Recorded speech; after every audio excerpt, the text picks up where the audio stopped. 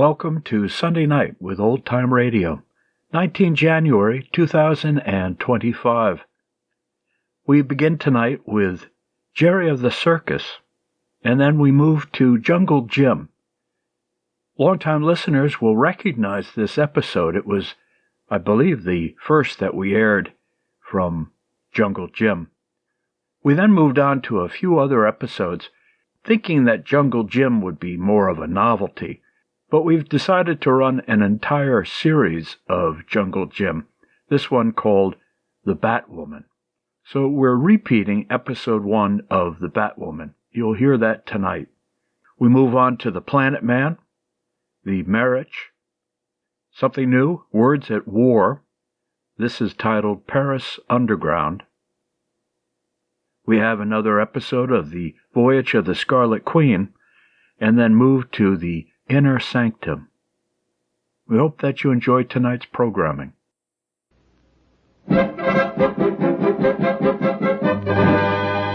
Jerry of the Circus.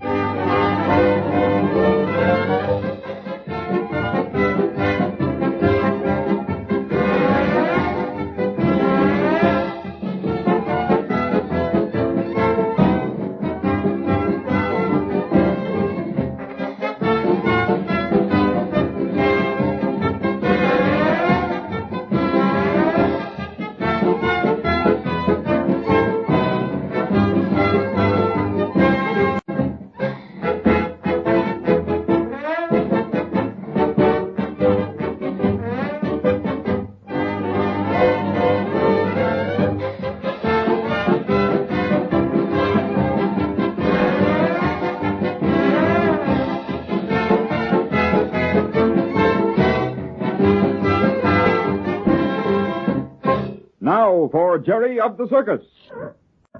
I think I'll stay and watch these seals for a while, Bump. Okay, Jerry. Rags and I'll be down at the other end of the tent rehearsing. You better be good, Rags. I'll be down to see how you're doing pretty soon. Oh, don't you worry about Rags. It's all we've been able to do is to keep him out of the ring. So you think you're ready to go back to work again, huh? Okay, run along and do your stuff. I'll be with you pretty soon. I want to watch Barkus and that seal for a while. All right, Jerry. Come along, Rags. We've got work to Hey, Barkus, Yeah? you work the seals every day?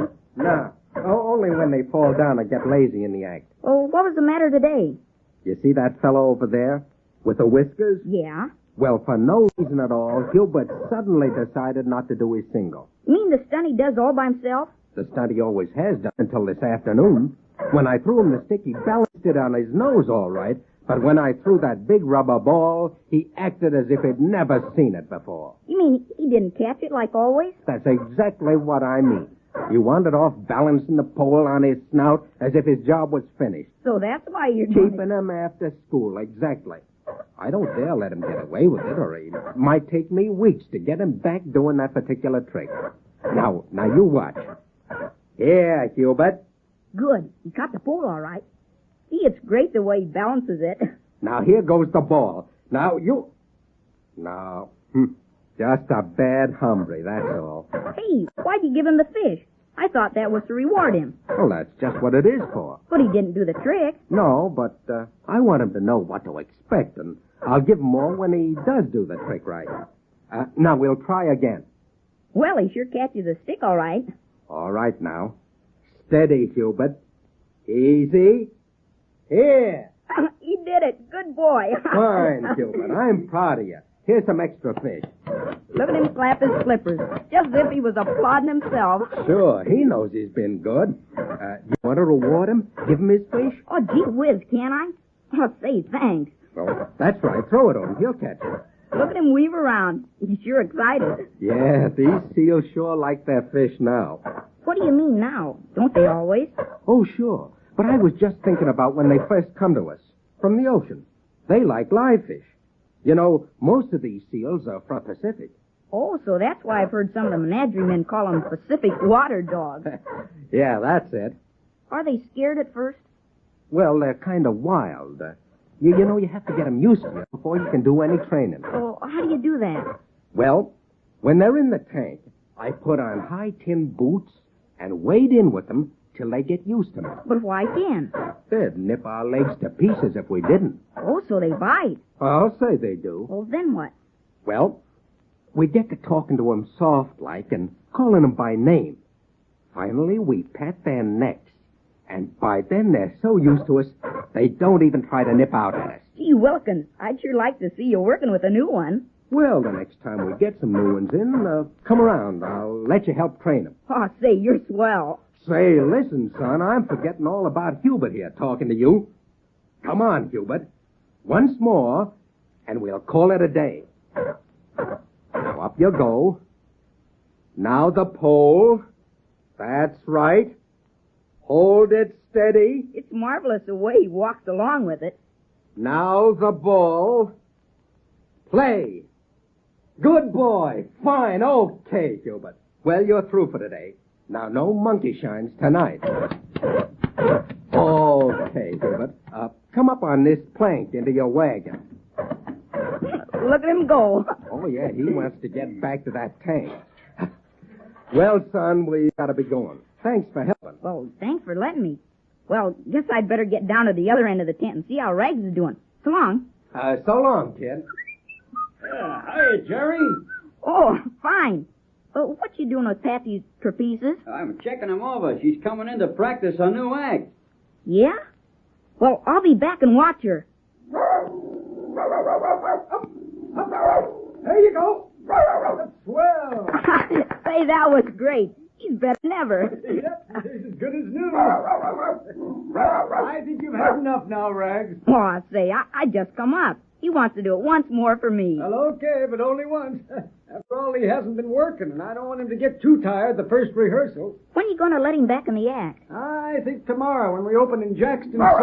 Say, did you hear that right? That's swell. Okay, Rags. Now, if you want to show off, we'll do it again. Now, on my foot. I love the way he talks back. Boy, say, that was a kick. Look at that somersault. And right on your shoulder. Pretty good. Now, here we go. Now, easy, boy. Whoop. Say, you didn't do that before. Hey, that's great. I got the idea that day we worked Rags and his leg was so sore. Now, see, as I turn a somersault, he catapults right off my shoulder and turns his own somersault. I'll say he does. 2 of them. Then his turning tail and coming up through your legs is a swell finish. Sure, I'm proud of you. That's a grand trick. Well, I thought you'd like it. Oh, no, now that's enough for today. Say, Bumps, one of the men was fixing Patsy's trappings. Yeah? She's going to rehearse her new act. You want to stay and watch? Sure, may as well. It's a while before dinner. Oh, say, she's down there already. Sure. Hey, Patsy. Yeah? Say, that was great. When you going to put it in your act? Tomorrow. In Jackson City? Yes, in there. Oh, gee Willikins, did you hear that, Bump? She and Rags will open the same day. Well, good work, Patsy. We'll be watching you. Hey, the flag's up. Well, that sounds like dinner.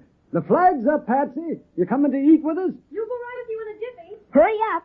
We'll go along slow. I don't mind telling you, I'm starved. Oh, now, you don't think that's anything new, do you? Well, I've never seen you when you didn't put away enough food for one of the stakers. oh, you're kidding. I couldn't eat that much. Come on, Rags, quit sniffing. Say, I've seen him eat 3 steaks for breakfast. Well, you can get outside pretty near that much for dinner. Maybe if I worked up to it and got in training. Oh, say, you don't need any training. Well, however, you're grown, and grown boys can always eat more for their size than anything else I know of. Oh, hi, Johnny. Greetings, friends. Good evening. And how is my understudy doing tonight, eh? Very well, thank you, Mr. Bradley. Say, you know, I think I ought to learn some of that Shakespeare stuff right, if I'm going to be an honest-to-goodness understudy. You're a fine lad. Wouldn't hurt you to learn some of the Bard's famous plays, even if you never used them. Poetry is good for the imagination, my boy. Will you teach me? Oh, with pleasure, Jerry, with pleasure. come into my wagon any time, and we'll delve into some of the great works of the world's greatest playwright. Oh, say, that'd be great. Well, you couldn't have a better teacher, Jerry. Johnny may be a clown in the ring, but he used to work with some of the most famous actors in the country. He was one himself, I suspect. In my day, it was a great art. The spoken word, the power of the voice, and the slightest bit of pantomime. Well, well, here we are. Oh, to be sure. We seem to be tardy. Good evening, friends. Good evening. I apologize for my How lateness. are you? Patsy's the latest. She'll be here in a minute, I guess. Golly, that soup sure looks Oh, good. here comes the little lady now, all out of breath. Hi, everybody. Whew, I am winded. Well, you needn't have run like that, Patsy. Oh, I know, Bumps, but I dropped by the wagon and found out I'd gotten some mail. And after all your rehearsing, too. You'll be too tired to eat. Hey, may I have some more crackers? Thanks. I suppose you think if I don't eat, there'll be more for you, huh, Jerry? Well, you see, Jerry, you've already got a reputation. Well, that's one thing. There's no FHB in the circus. FHB? Is that some kind of a club? No, that's just short for Family Hold Back. Well, that's the first time my old ears have heard that. Is that a very common expression? Oh, I'll say it is. We often had to use it when there was company. You can bet we were glad when Mother'd say, M-I-K. You bet. And what, may I ask, does M-I-K stand for? More in stitches. More Say, may I have some more meat and potatoes and a little more bread? Jerry, I don't know where you put it.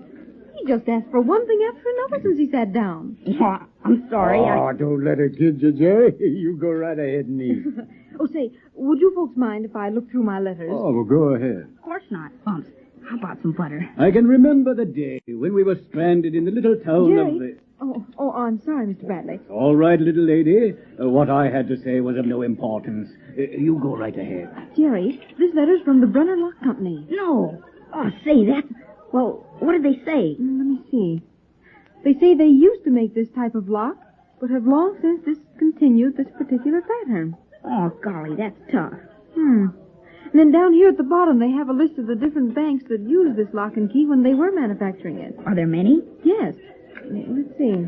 There's Twin Falls and Huntsburg and Jackson City and... Say, that's where we play tomorrow. If it's the same one. Of course we do. We've got a couple of days there. Well, while you're there, might as well check with that bank. You know, they might still have some of those old locks in use. You think so? No harm in trying to find out. That's just what we will do. We'll look up that bank when we get there tomorrow. Golly. Now, don't count on it too much, though, Jerry. Oh, I won't. Besides, Jerry, you see this letter lists about 8 different banks all over the country that use that pattern at one time or another. Guess we got just good a chance to hit it right off in Jackson City as any other city. Of course we have. We just don't want you to be disappointed if it is the wrong bank. That's all. Oh, I won't. And after all, if it's not the place, we'll write to all those other banks till we find the right one. You bet we will. We'll find that safety deposit box of your dad's if it takes the rest of the season. I sure hope we hit it first thing, though. I'm awful anxious to find out what Dad had that was important enough to lock up in a bank. Mr. Bradley? Mr. Bradley? Yes? All of a sudden you look so kind of, well, just since we started talking about the Bank of Jackson City. Is there anything wrong? Oh, no, my dear. I'm all right. And I hope Jackson City will hold something very happy for you. Jackson City. Jackson City.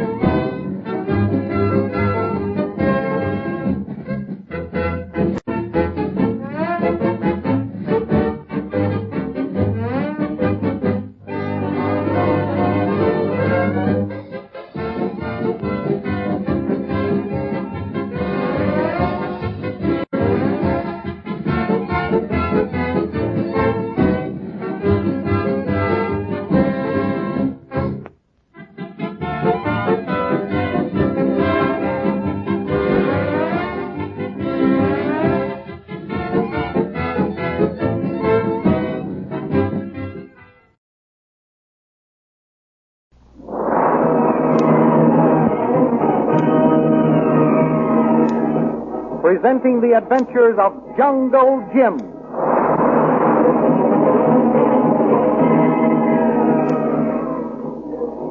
Malaysia, a name to stir the imagination by its very sound. What adventures are to be found in this mysterious land, accessible only by silent, stagnant rivers whose black surfaces appear like ebony mirrors? One white man knows the answer to these questions. He is Jungle Jim, gentleman adventurer, true friend of all good men and relentless enemy of all bad ones, no matter what their race or creed may be. The thrilling adventures of Jungle Jim are pictured each Sunday in the Big Comic Weekly, the world's greatest pictorial supplement of humor and adventure. The Comic Weekly, each page printed in full colors, is distributed everywhere as an integral part of your Hearst Sunday newspaper. Come with us down into the jungle country. We're going to introduce you to Jungle Jim and follow some of his adventures. Jim is a tall, lanky young man whose slenderness belies the powerful, rippling muscles of his arms and shoulders. He wears the typical garb of the tropical explorer and a .45 automatic slung from his waist. With Jungle Jim is Kolu, a powerful giant of a native who wears a loincloth and red turban.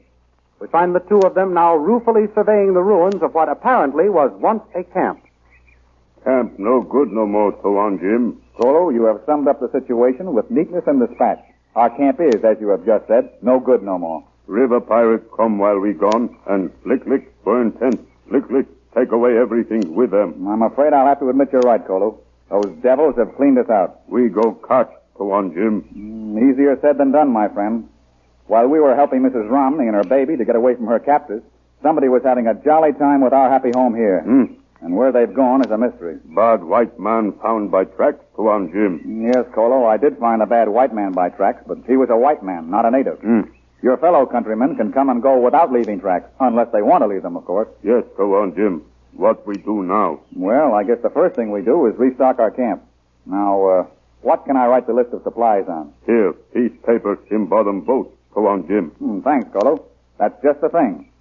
Oh. What matter, Tuan? Oh, this is the note Joan left for me.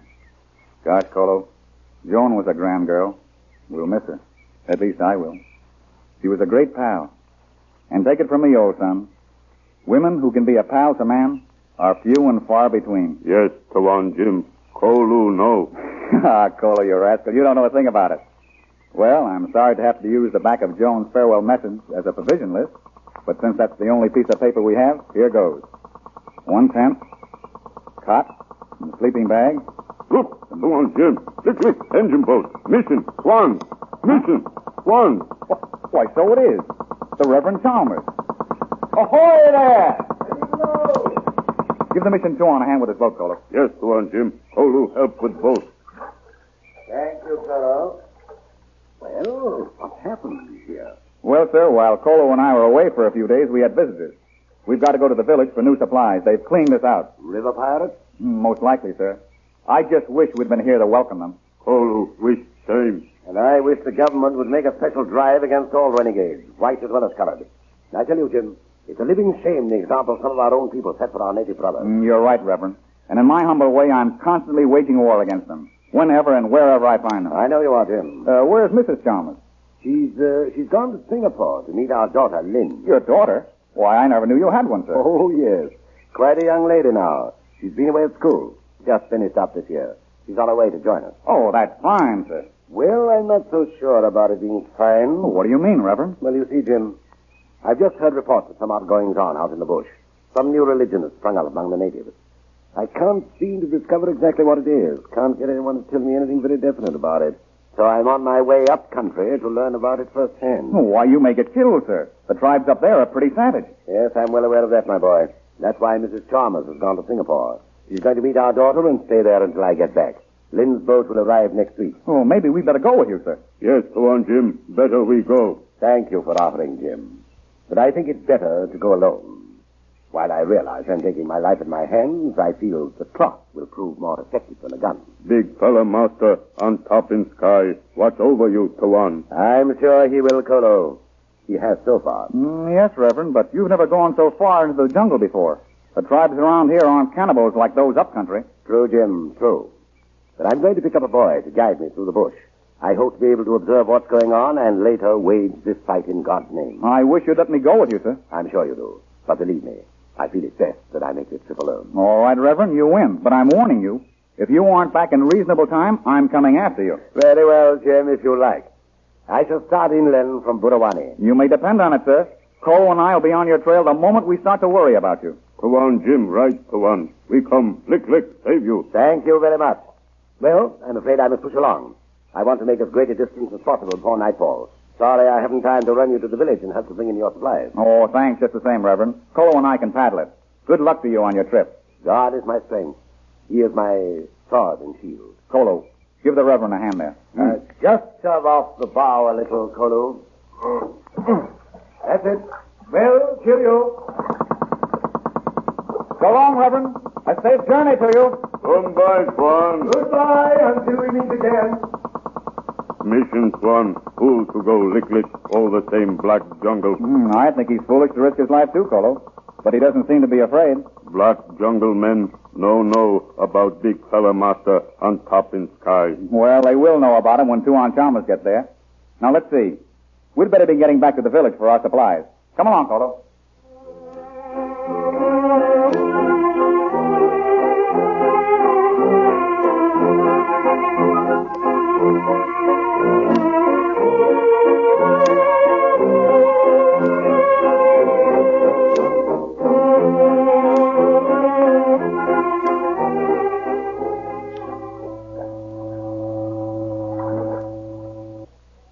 There go puff boat to on, Jim. Yes, Colo. And watch out for a swell. Paddle hard. I'll turn our canoe so we'll take it head on. No more puff boat for 7 days, 7 nights. It's a good thing we weren't trying to go someplace, Colo. We'd be out of luck. One steamer a week can tie you up plenty. Well, maybe sometime we'll see steamers coming in every day. Maybe to on, Jim. Now, when we get to the dock, Colo, you take the list and get the supplies. Yes, to on, Jim. And hire a few porters to carry them back to our camp. Yes, to on, Jim. Kolu, sick. Well, here we are. Stop paddling, Colo. I'll bring us up alongside now. There you are, Colo. Out you go. Look, see, to on, Jim. Only one people get off puff boat. Oh, yes, you're right, Colo. The steamer only dropped one passenger. She seems to be looking for a friend. It's funny they aren't here to meet her. Well, here's the list. While you're getting the supplies, I'm going over to the cafe and see my friend Patrick O'Shaughnessy Flynn. Yes, go on, Jim. Maybe you help White Missy first. He look, lick, know what do. All right, Colo. If it'll make you feel better, I'll offer my services to the White Missy. Trot along now. Yes, go on. Colo, go. I beg your pardon, miss. Oh. You seem worried about something. Can I be of any help? I'm looking for my mother and father. Of course, they aren't expecting me, but I thought they'd be down to see the weekly steamer come in. Yes, it's quite the occasion. In fact, it's about the only excitement the town has. You didn't see any sign of your folks? No, I didn't see them. And now you and I are the only ones left on the dock. You came in that canoe, didn't you? Yes, I came up for some supplies from my camp. Going right back again as soon as my boy Colo gets them. But to get back to your folks, haven't you their address? It's the hotel. They're staying there until they get the mission established. Mission? Say, are you Miss Chalmers? Yes, I'm Lynn Chalmers. How did you know? Well, what do you know about that? I'm a friend of your father's, Jungle Jim. Oh, I'm happy to meet you, Mr. Jim. Father's mentioned you often in his letters. Really? He hasn't mentioned you until today. Oh, about 2 hours ago, to be exact. You saw Father a couple of hours ago? Oh, where is he? Well, Miss Chalmers, to tell you the truth, I don't know exactly where he is this minute. But when I saw him last, he was heading up country, into the bush in his motorboat. Oh, dear. I suppose he won't be back for a week or two. No, he won't. Well, do you happen to know where I can find my mother? Yes, somewhere in Singapore. In Singapore? Why, I've just come out of there. Yes, your father seemed to think you were arriving next week. I planned to, but I got a chance to sail a week earlier, and I thought I'd surprise them. Oh, that's too bad. Your mother's gone to Singapore to meet you, and stay there until your father gets back from his trip. Oh, dear, what shall I do? There isn't another boat for a whole week. Well, miss, may I suggest that you let me take you to the hotel first? Then we can decide what's best to be done. That's a splendid idea, Mr. Jim. It's most fortunate you happened along. My pleasure, miss. Well, I'll take you to the hotel, and then I'll have to leave you for a little while. I'm on my way to see my friend Patrick O'Shaughnessy Flynn over at the cafe.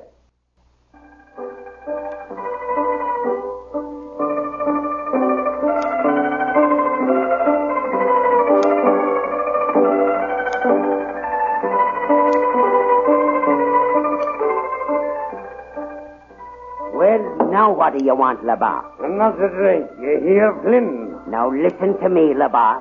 You've had enough already. Tell your face. Nobody tells Jack LeBar he have enough. I got money for to pay.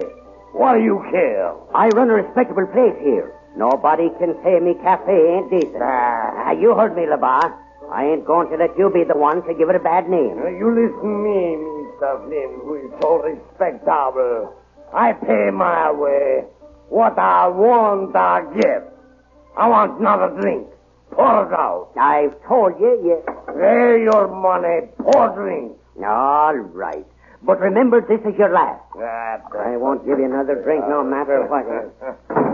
Well, me lad, what'll it be for you? I'll have a glass of ale. You? Oh. What do you do here, huh? Did I not tell you what I'd do if I see you tomorrow? Well, I didn't know you were here, Labar. Honest. I'll go. You're right. You go. But not before I give you something to remember Jack LeBar keep his promise. Tommy. Oh, please, Labar, let me go. I'll keep out of your way. You won't see me anymore, honest. You little. Take this. Here, now, cut that out. You keep out of this, Flynn. He lie like one bad dog. Come on, you. No. Get up. No. Stand up here. And pack your medicine like men. Oh, please, Labar. That's all right. Now, one. Get up off floor. I'm not through you yet. Get up here on your feet, you. Hold on. You're twice as big as the kid, Labar. Lay off now or I let you have one with this bottle. I kill him. You try to stop me, I kill you too, Flynn. You stand up, eh? Well, go down. Jungle Jim. You better take a good rest now, because I'm going to give you the beating of your life.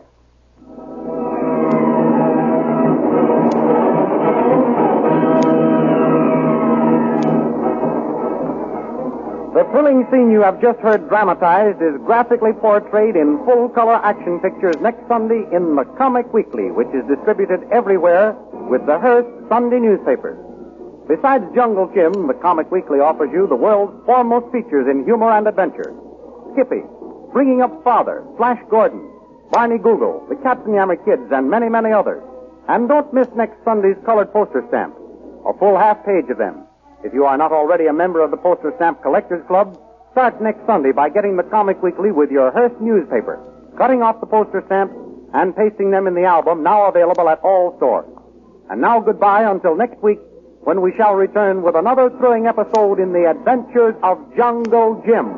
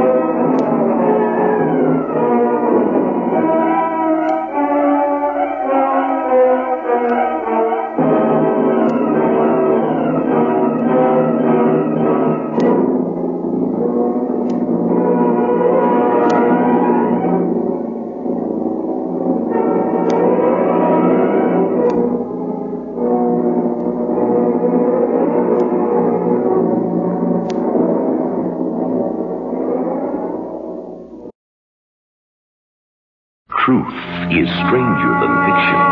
And this is the proof. This is Ripley's Believe It or Not.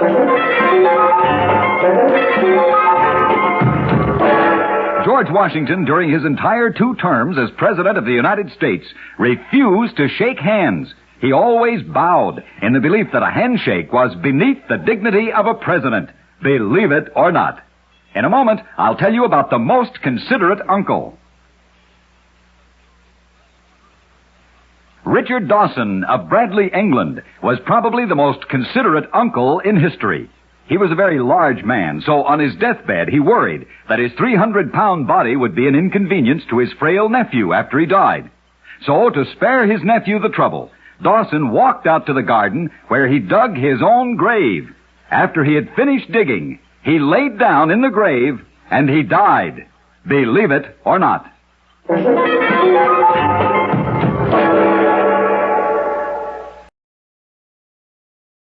Truth is stranger than fiction. And this is the proof. This is Ripley's Believe It or Not.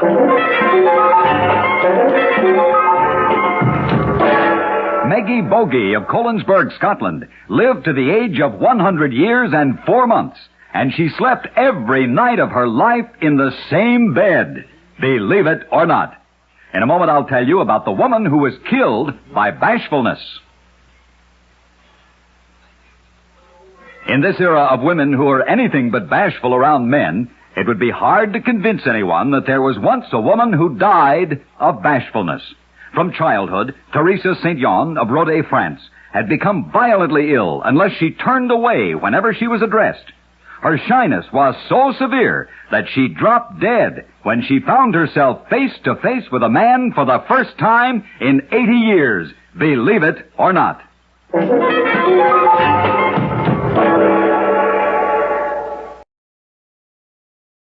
The Planet Man.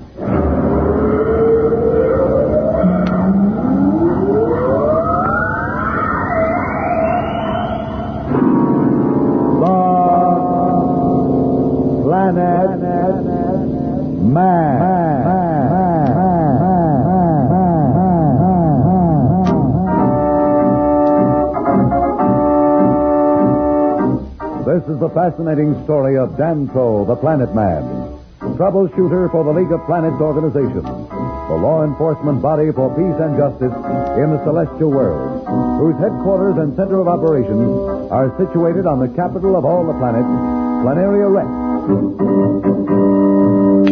From Mercury to Pluto, wherever danger threatens the universe, you will find Dantro, the Planet Man, fighting for fair play. In a moment, the Planet Man.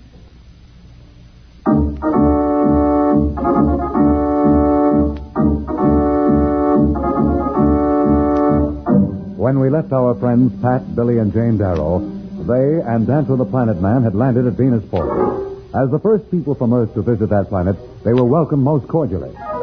We find Billy, Pat, and Jane discussing the wonderful reception that was given in their honor. Brother, that was some banquet. You said it. What was it we ate? Gosh, I don't know. Do you know, Pat? I'm a little bit afraid to ask. Didn't you like the taste? Oh, sure, it was swell. Oh, come in.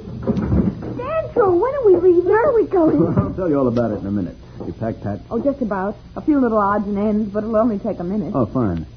I just came from the office of the League of Planets here on Venus. They wanted me to be sure and commend all of you on the way you've been conducting yourselves. Particularly you two, Billy and Jane.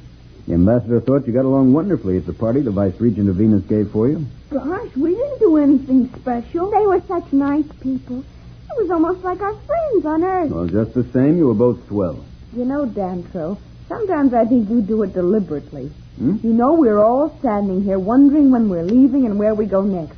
Is it a secret? Yeah, what's the mystery? No mystery at all. I didn't mean to keep you guessing. Well, it's just that I've got a lot on my mind. I was going over the route with the convoy commander. Convoy commander? Are we going by boat? Silly, how could we go by boat? There's no water. No boat, Billy. Oh, Dantro, what is this all about? I'm sorry, Pat. Well, here's the story. We leave here in about half an hour and travel in convoy by dust buggy to Galanta. What's a dust buggy? Where's Galanta? Oh, a dust buggy is like, well, I guess back on Earth you'd call it a sled. It has an enclosed cabin to keep out the dust. It's driven by jets along the tops of the dust the way a sled goes over the snow. Galanta is the biggest city here on Venus. It's about 600 miles from Venusport. Couldn't we go by air? Well, we could, but I thought you might like to see something of Venus. It'll take a little longer this way, but you could get a good look at the countryside. The buggy's built to take all kinds of conditions.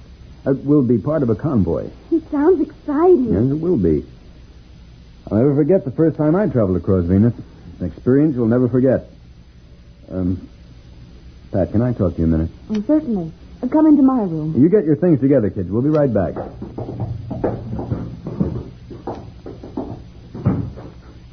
I wanted to talk to you about something serious, and I just as soon Billy and Jane didn't hear. Nothing may happen, but I think you ought to be aware that everyone on Venus isn't friendly. Well, I thought the Venusians were on our side. Well, they are, don't misunderstand me. 99% of them are anxious for Earth to join the League, but Marston had allies here on Venus. As a matter of fact, just before we left Linearia Rex, Judge Augustus warned me to be careful. Then there was something really wrong with the ship after all, wasn't there? I'm afraid there was. I didn't want to frighten you, so I pretended it was an accident. But it was sabotage. There's no question about it, and I'm afraid it's only the beginning. Do you think they'll really try to hurt us? Well, I'm afraid they may, Pat. After all, if we had taken off with the ship the way it was, we'd have all been killed. If they're willing to go that far, they'll stop at nothing. Oh, that's why I felt I'd better tell you the truth so that you'd be on your toes. Well, it's not myself I'm worried about, but the kids are my responsibility. I certainly wouldn't want anything to happen to them. Believe me, Pat, nothing's going to happen if I can help it. But there's no harm in being prepared. Well, we'd better get moving. Convoy will be waiting for us. Come on, kids. Let's go. A trip through the Venus dust land. That in itself is exciting. But what possible danger may face Dantle, Pat, Billy, and Jane as they embark on this Venusian convoy trip? We'll be back in a moment. So, level up.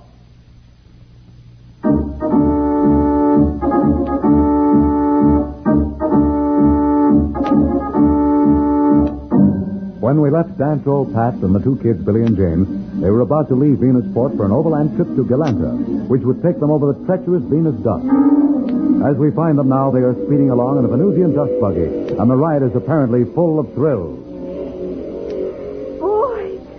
Boy, Billy, isn't this wonderful? It's like a roller coaster back on Earth. Here comes another hill. Hang on. Oh, boy, what a ride. I told you you'd enjoy this. If we'd gone by air, you'd have missed all the fun. Oh, it is exciting, but I can't help but wonder what would happen if our dust buggy conked out. Don't worry, that's why we travel in convoys. We just transfer to one of the other buggies. If we lost the convoy, we could use our communicator, and they'd send out a rescue party from Venusport. Well, I'm not really worried. But that landscape out there is a little frightening.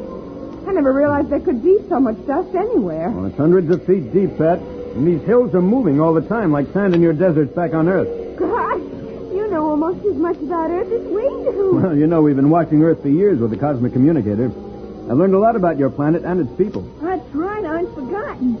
I wish we had the communicator here now. I'd like to see what's going on in the sports world. You and your old sport. Look out there. We'll never see anything like that on Earth. Maybe when we get back to Planaria Rex, you can teach us some games. Boy, that's an idea. We could have games and maybe even have a League of Planets Olympics like the ones on Earth. And Judge Augustus could be an official. Ah, I bet he'd love that, wouldn't he, Dan? I wouldn't be a bit surprised. They have a game here on Venus I think you'd like. Maybe when we get to Galanta, you can watch a game. It's called Jetto. How do they play it? With one-man jets and a ball that's anti-gravitated so it floats in the air. Gosh, it sounds exciting. You think we'll run into a dust storm? Oh, let's hope not. Once you've been in one, you never want to see another. Now, we're safe enough in the buggy. It's built to travel right through storms. But with the wind blowing at 100 miles an hour, this dust is like a million sharp needles. If you were outside without protection, it would strip your clothes off in a second, and the rest of you, too, for that matter. Let's not even talk about it. It gives me the shivers. Ah, you always get scared. Maybe I do, but that doesn't stop me. That's right, Jane. Sometimes I think you pretend to be scared to make Billy feel brave.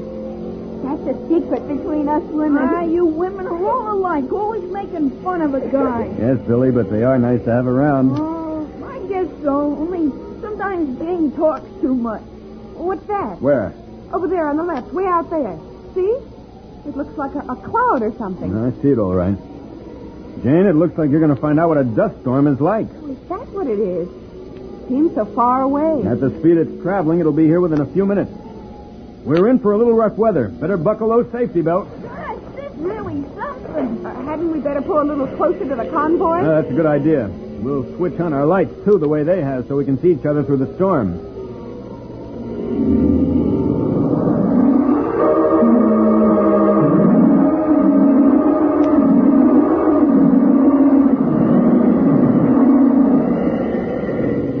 This buggy may keep our out the wind and the dust, but it doesn't keep out the noise. I'm afraid they're built for safety and speed, not for comfort. But don't be afraid. At the rate we're traveling, we should be out of the storm quickly enough. It's a good thing the rest of the convoy put on their lights. Pitch black outside. I can just barely make them out. We'll stick close to them. They know the way. You all okay? Sure, we're fine. What's happened? I'm not sure. I'll try and start the jets again. Boy, that had me worried for a minute. That must have been the dust. Some of it must have gotten through the filters into the engine. Look, there's one of the convoy. They dropped back to see if we were okay. They're pulling up right alongside of us. I'll signal them ahead. Everything's fine now. There they go. Can you see them? Don't worry, I'll follow right behind until we catch up with the rest of the convoy. Pulling away from us. Our jets still aren't working right. I can't understand it. These buggies are built for this kind of weather. Well, there it goes again. Can't you get it started? I'm afraid we're stuck. Will they come back for us again? They'll try, but in this storm, they'll never find us. What'll happen? Well, we'll just use our communicator and call for help. They'll be able to get direction from our radar beam and find us even if the dust storm is still on. Hello, Planet Man calling Venusport. Planet Man calling Venusport. Hello, Venusport. Venusport, do you hear me? This is Planet Man calling Venusport. Come in, Venusport. No answer. Hello, Venusport. Come in, Venusport. This is Planet Man calling Venusport. Maybe something's happened to our communicator. Gosh, can't you think of something pleasant? Pleasant or not, I'm afraid Jane's right. The communicator isn't working. What do we do now? Well, we're safe enough here in the buggy. We'll just sit out the storm, and then I'll send up a few flares. They'll be looking for us, and somebody is sure to notice. We'll just sit tight until they do.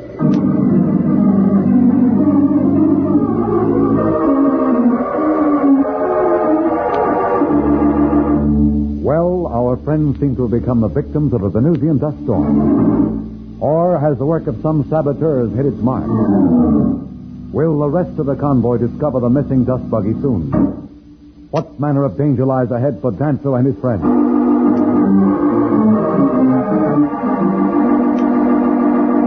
We'll be back in a moment. But first, here is a message the Planet Man wants you to hear.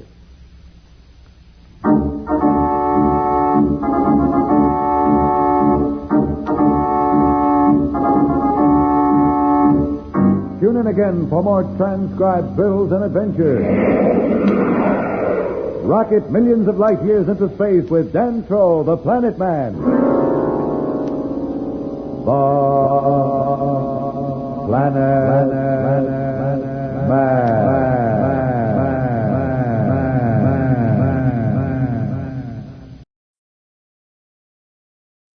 In just a moment, hear My Son Jeep. First, though, this is Bob McKenzie with a note about some of your weekday favorites on this station. For comedy, Monday through Friday, we feature the rapid-fire wit of Bob Hope, while Dave Garroway drops by for an informal 15-minute visit, complete with some of your favorite records. Later in the day, One Man's Family and News of the World are both featured on NBC. And for your future reference, on June 22nd, we'll welcome back Bud Collier and Break the Bank for daytime quiz Monday through Friday on these stations. Right now, it's My Son Jeep. Good evening. This is Dr. Robert Allison of Grove Falls, Jeep's father, also Peggy's. As fathers go, I've always classed myself as a pretty good one. My children seem to think so, but this might be due to their knowledge that they can wind me around their respective little fingers practically at will. Well, not long ago, I decided to take a stand. I said no for a change, and I meant it. I was adamant. But I reckoned as usual without the children, particularly my inventive young male offspring, My Son Jeep.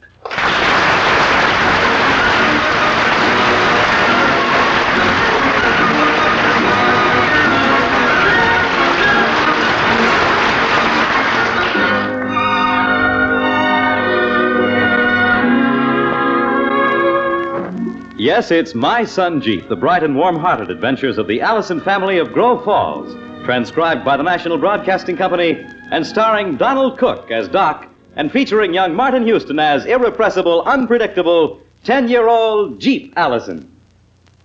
Ladies and gentlemen, it's with a great deal of pride that we make the following announcement. The second largest veterans organization in the world, the Veterans of Foreign Wars, has voted My Son Jeep the best American family situation comedy on the air. On behalf of our producers and our cast, may I express our deep appreciation for this honor and our sincerest good wishes to the organization which made it possible. Now back to Dr. Allison and My Son Jeep.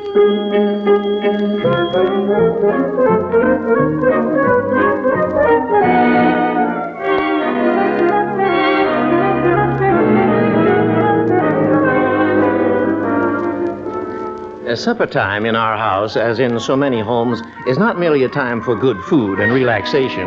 It's also a time for getting me in the proper mood to shell out for the latest project, whatever it may be. I can recognize the signs 10 miles off, several broad hints casually dropped like a ton of bricks, followed immediately by the outright demand. When do you want me to go downtown with you, Peggy, and look at that dress you were telling me about? Well, I haven't talked to Father yet. I'll have another piece of chicken, Mrs. Bixby. But it's such a beautiful dress. I know he'll just love it. A little more potato, too, please. And it's only $9. They're practically giving it away.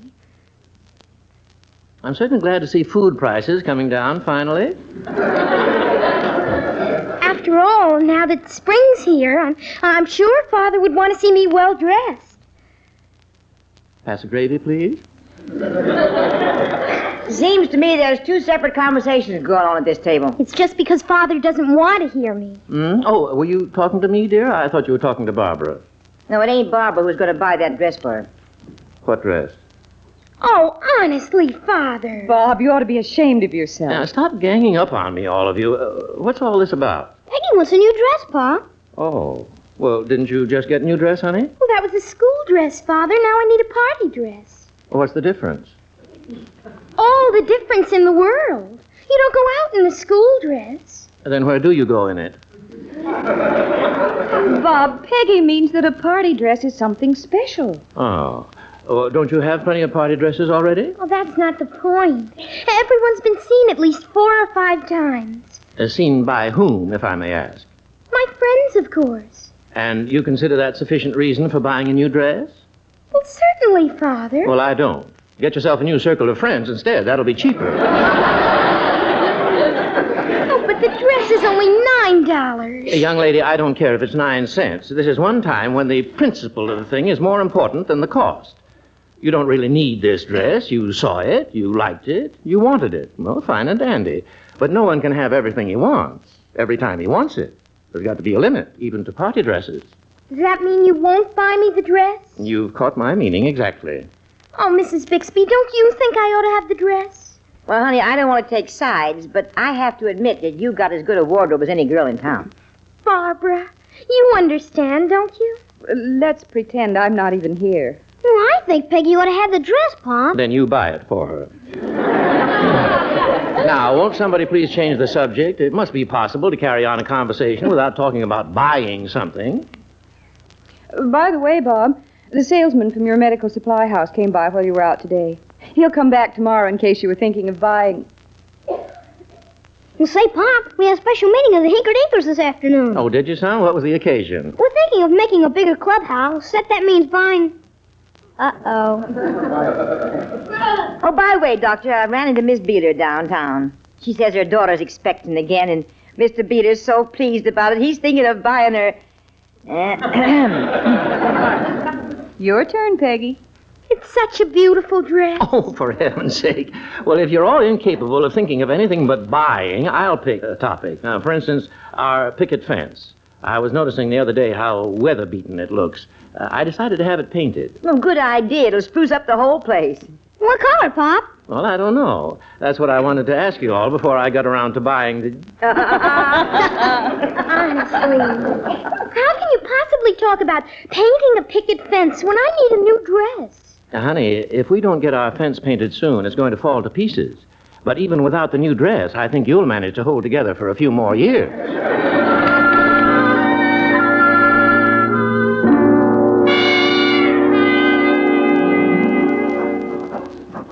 Dear Diary, tonight at supper, my father at last showed himself in his true colors.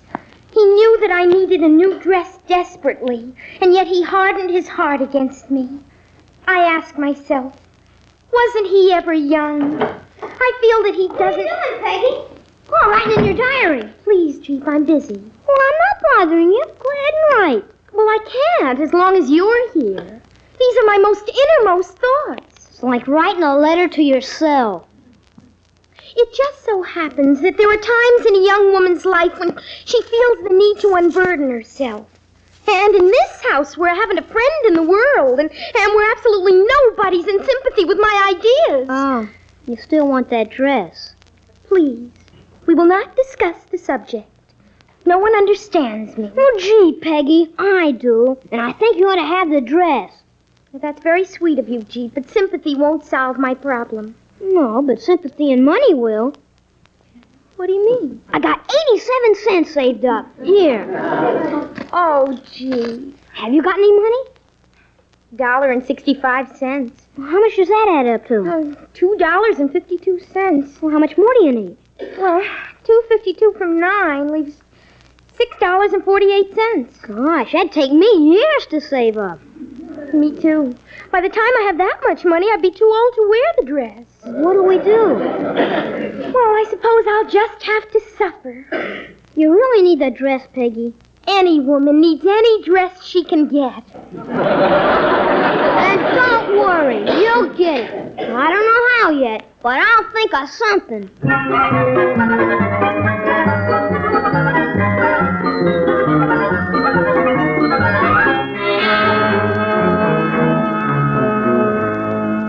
Pop, how much is it going to cost to have our picket fence painted? Oh, I wasn't thinking of charging you anything. It's going to cost me $21. That doesn't include the paint. Well, how would you like to have the job done cheaper? I'd love it. You know a painter who'll do it cheaper? Sure. Who? Me. No. Oh, but golly, Pop. No. But gee whiz, don't you want me to do it? No. Sure saying no an awful lot tonight. Well, that's to make up for the other 364 nights of the year when I've said nothing but yes. But you said you'd like to get the fence painted cheaper, and I'll do the whole job for you for $6.48. How much? $6.48. What's the 48 cents? Old age security tax? Huh? Why that particular figure? Why not $6.50 or $6.75? Okay. Okay, what? I'll do it for $6.75. No. All right, $6.48. No. Oh, come on, Pop. I just gotta have this job. Why? What have you got your heart set on that costs $6.48? Oh, I don't want to buy anything. It's Peggy. She needs it to buy a dress. What, another one? No, it's the same one. But she said that one cost $9. Has it been reduced to $6.48 since supper? You see, I gave Peggy 87 cents, and she already had $1.65. So that made $2.52. So it leaves $6.48 to go. What do you say, Pop? You want to paint the fence so that Peggy can buy the dress. That's right. Was this your idea, Jeep? Uh-huh. Okay, it's a deal. Come here a second. Why?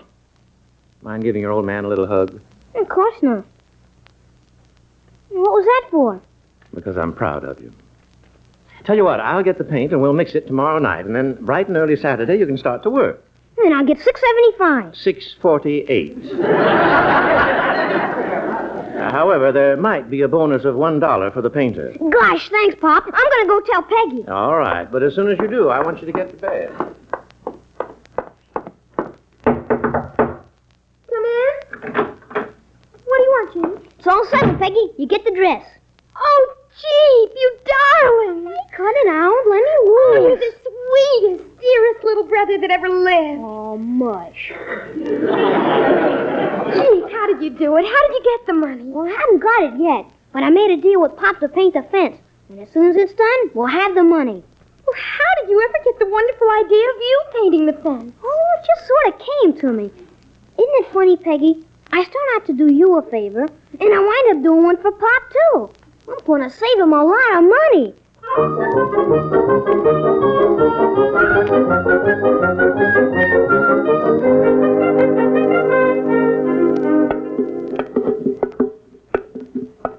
Gee, mixing paint's pretty hard, isn't it, Pop? Yeah, well, it's a little rough for a 10-year-old anyway. Yeah, my arm's about ready to drop off. Want me to stir for a while? No, thanks, son. It's all done now. I'll put the lid back on. Don't put it on tight. You'll be using it first thing in the morning. Okay. Now, put the can out of the way somewhere. Oh, yeah, I'll put it down the cellar stairs. Oh, right where somebody can fall over it? Well, find another spot. Okay, I'll put it on the back porch. I'm on my way home, Bob. Just came out to say goodnight. Well, wait a couple of minutes. I'll drive you. Thank you. Such a beautiful evening. I'd rather walk. Hi, Barbara. Hi. All set for the big job tomorrow? I sure am. Peggy just told me why you're painting the fence. I think it's wonderful of you, honey. As a matter of fact, I'm going to give you a big hug. Gosh, everybody's so mushy the last couple of days. Well, they've got reason to be. You're being very sweet. I mixed the paint. That's right, Barbara. You owe Papa a hug, too. You keep out of this. I'm going home. I'll see you tomorrow morning. Good night. Good night. Well, come on, son. Help me pick up these newspapers. Just remembered I got some clothes hanging out on the line. I swear I'd forget my head if it wasn't fastened on. Jeep, did you put the paint... Miss Bixby, watch out! Sounds like Miss Bixby tripped over something. It couldn't possibly be a very expensive gallon of white paint, could it? I would like to have a few words with whoever put that can of paint out there. Golly, look at your shoes, Miss Bixby. I'm looking at them, thank you. White, aren't they? I like the original color better. Well, who's to blame? Me. I'm sorry. So am I. All that paint wasted. Is there any left in the can? What ain't spilled on the back porch is on my shoes. Oh, great. $4.29 down the drain. Never mind that. What about my shoes? They're ruined. All right. I'll buy you a new pair. How much did they cost? $10.98. Well, now, wait a minute. Those are old shoes, aren't they? How long have you had them? 9 years this summer. $10.98, please. No. They're certainly not worth that much after 9 years. Sentimental value, Doctor. Very funny. Let's prorate this whole thing. Call it $11. 11 divided by 9 years, well, I'd say I owed you about $1.25 at the most. You know where they're selling shoes for $1.25 these days? Gee, Pa, Miss Bixby's right. Can't even get a pair of sneakers for that. Maybe not, but do you honestly think I ought to pay you the full price? No, I suppose not. Then how much? $1.25. I just thought of something. How can I paint the fence tomorrow? I'll get you another gallon of paint in the morning. Gosh, haven't even started the job, and already I'm out of paint. Land's sake! Now what? Oh, what am I thinking of? Here I am standing in a puddle of paint on my nice, clean linoleum.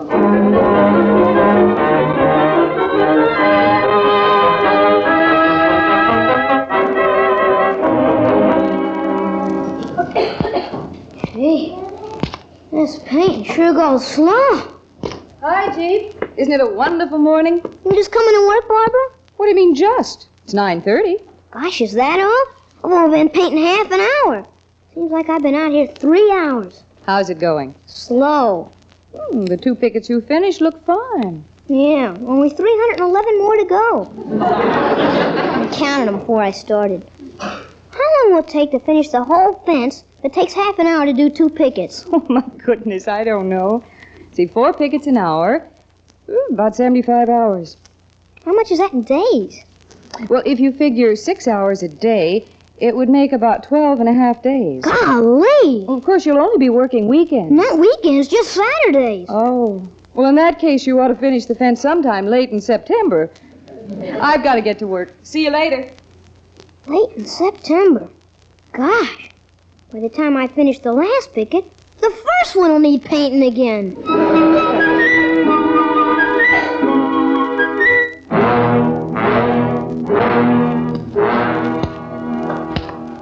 Gee whiz. Getting more paint on me than I am on this old fence. Hi, Jean. How's it coming? Slow. My, what you've done looks wonderful. Yeah, 9 pickets. Only 304 to go. What time is it, Peggy? About 11:30. Is that all? Feels like it's tomorrow already. I've been thinking, Peggy, Do you really need that dress? Well, of course I do. Oh. I just thought I'd ask. Well, why? Is this job too hard for you? No, it isn't that, but the more I paint, the longer the fence seems to get.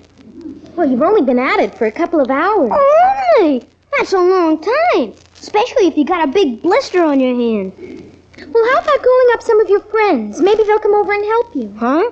You don't know my friends. They want money. Gave you my last 87 cents. Wait a minute, I got an idea. Hey, Peggy, you remember Tom Sawyer? Remember how he had to whitewash the fence and he didn't want to do it? Yes, I remember. He got all his friends to watch him, and then he pretended it was such fun that they ended up by paying him to let them help. Then why don't I do the same thing? Well, that's an absolutely wonderful idea, Jeep. Except for one thing. What? How do I pretend this painting is fun? Well, that's simple. When one of your friends comes around, just act like you're having a good time. It's going to be hard work all by itself.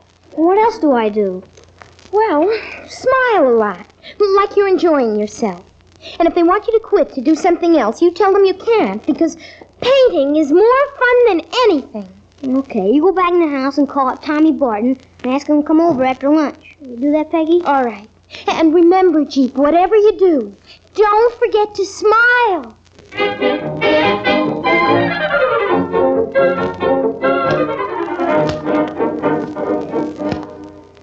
Golly, only 12 pickets painted. Boy, wait till I grow up and have a house of my own. There won't be any fence around it, that's one thing I know. Hi, Jeep, what are you doing? Oh, hi, Tommy. Painting. What for? Huh? Oh, because it's fun! It is? Sure, boy, I wouldn't miss this for anything. You're crazy. I am not. This is fun. I'm meeting the gang over by the clubhouse later. We're going to choose up sides and play some baseball. Boy, this is sure fun. You ought to see the catcher's mitt Luke Scott with his father's cigarette coupon. Boy, this is fun. There's a new kid moved in over on Elm Street. Supposed to be a terrific shortstop. Boy, Tommy, painting is more fun than anything. What's the matter with you, Jeep? You sound like a broken record. You haven't stopped grinning since I came by. That's because I'm real happy. And if you ask me real nice, I'll let you help me. You'll let me help you? Well, sure. I won't charge you anything either. Gee, thanks. Well, that's okay. Grab the other paintbrush. What for? You're my best friend, aren't you? I want you to have a good time, too. And painting this fence is going to be the best fun you've ever had. I wouldn't let just anybody help me either. Oh, now I get it. You think you're pretty smart, don't you, Jeep Allison? Well, I've read Tom Sawyer, too. You have? You want to know something else? Tom Sawyer's friends were dopes. How long you been working in this fence, anyway? Since 9 o'clock this morning. And this is all you got done? Had to take out time for lunch, didn't I? Hey, what's the matter with your hand? Got a blister and busted. You call that fun? Well, I'm going to go round up the fellas. Whenever you get sick of having a good time, come on over to the baseball field and be miserable with us.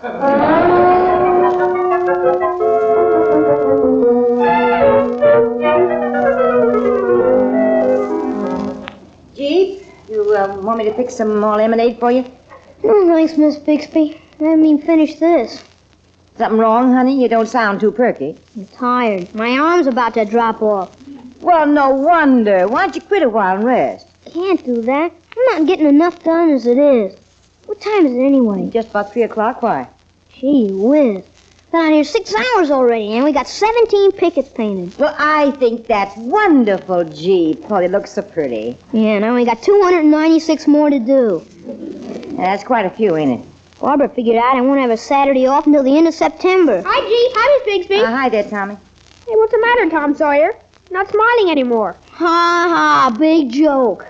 Well, I gotta get back in the house. When you feel like quitting, I got some nice cookies just come out of the oven. Hey, I could go for some cookies. Okay, I'll go in and get them and you start painting the fence.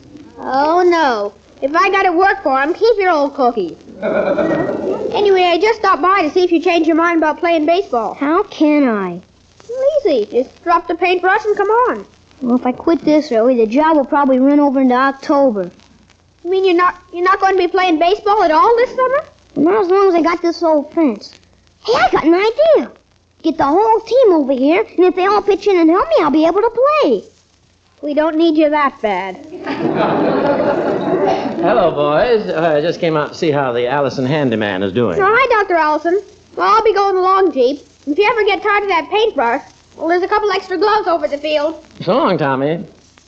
Well, old boy, how's it going? Like molasses. Would you rather be going with Tommy to play some baseball? There's more to life than just having a good time, Pop. That's a sound philosophy, but when you're 10 years old, you shouldn't take it too seriously. I mean, it's very natural that you should want to have a good time. Hey, let me see your hand. Yeah, you've rubbed this blister raw, old boy. Doesn't it hurt? Yeah, sort of. My back hurts, too. My arm's about ready to drop off. Want to quit? Yeah, you want me to, Pop? I didn't say that. This is strictly up to you. That's the trouble. A guy's not supposed to quit in the middle of a job. Not even when a guy has a bad blister on his hand and a sore back and his arm's ready to drop off? Not unless Not unless what? something have to happen to make him quit. Oh, like his father ordering him to stop? Gosh, that'd do it! I mean, you sure you want me to quit, Pop? After due consideration of all the factors involved and making full allowances for the physical well-being of the laborer in question and the number of pickets painted in ratio to the number remaining to be painted, I would reply in the affirmative. What's all that mean? It means that I hereby order you to quit. Gosh, thanks, Pop. Will you take the paint stuff and go into the house? Why? Where are you going? Over to play baseball. See you later. Baseball. 2 seconds ago, rigor mortis was setting in, and now he takes off like a jet plane. I wish all my patients were that easy to cure.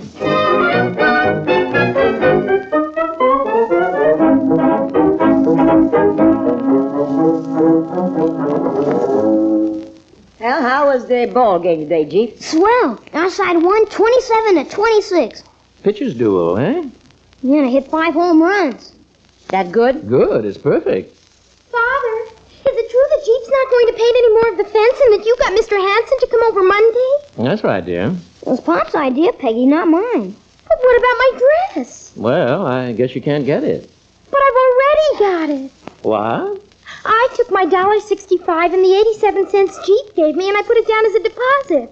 And they let me take the dress home. Yeah. Weren't you mite previous, Peggy? Well, Father was going to pay Jeep the $6.48, and I didn't know he wasn't going to finish the job. Neither did I.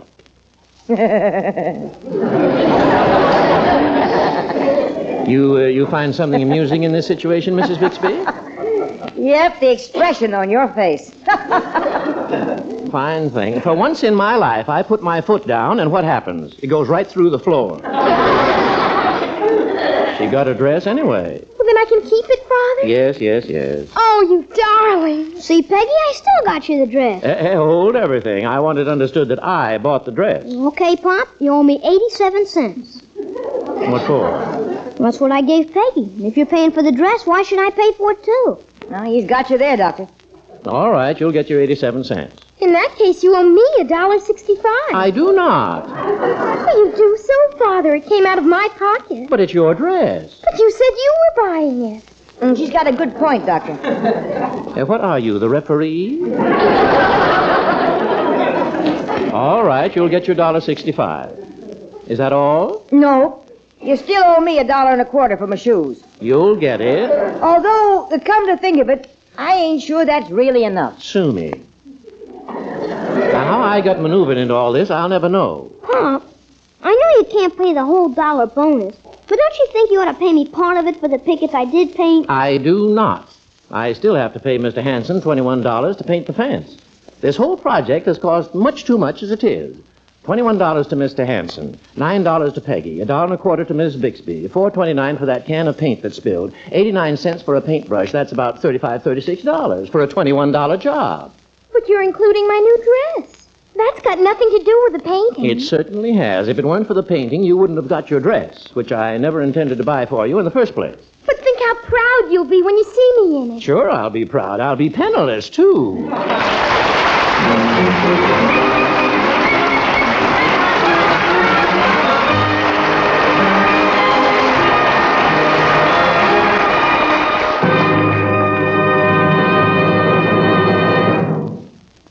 This is Jeep Allison again. We have another Boy Scout message for all you fellows who are wondering where to go this summer for a real vacation. I'd like you all to meet a representative of the local Boy Scout Council. Hi, Jeep. I'm Scott Bonus of Troop 579 in New York. I want to remind everybody about the big jamboree out in California this July. It's going to be the biggest one yet. I'll bet. Imagine 50,000 scouts together all at one time. Who's going to do the cooking for you? We'll do our own cooking right out in the open. Boy, it'll sure take a lot of food, won't it? That's right, Jeep. We expect to use over 100 tons of meat, 175,000 loaves of bread, 624,000 quarts of milk, 624,000 eggs, 58,000 heads of lettuce, 53,000 quarts of orange juice, over 1 million donuts, and 35 miles of frankfurters. Gosh, I'm getting hungry just hearing about it. And don't forget, everybody, July 17th to July 23rd, Santa Ana, California, the 3rd National Jamboree.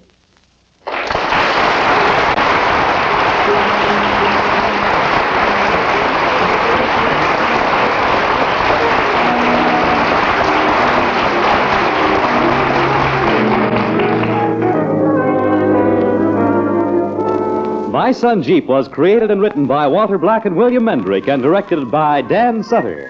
Martin Houston is featured as 10-year-old Jeep with Joan Laser as Peggy, Leona Powers as Mrs. Bixby, and Lynn Allen as Barbara Miller. Starring in the role of Doc is one of America's finest actors and most versatile comedians, Donald Cook. Now this is Fred Collins inviting you to be back with us again next Sunday, same time, same station, for the next transcribed visit with America's favorite family, the Allisons of Grove Falls, and radio's #1 situation comedy, My Son Jeep.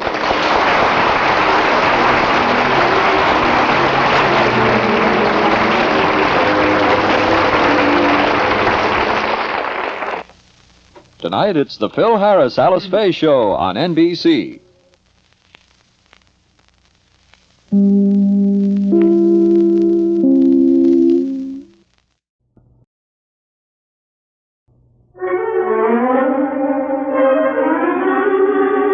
Jessica Tandy and Hume Cronin in The Marriage.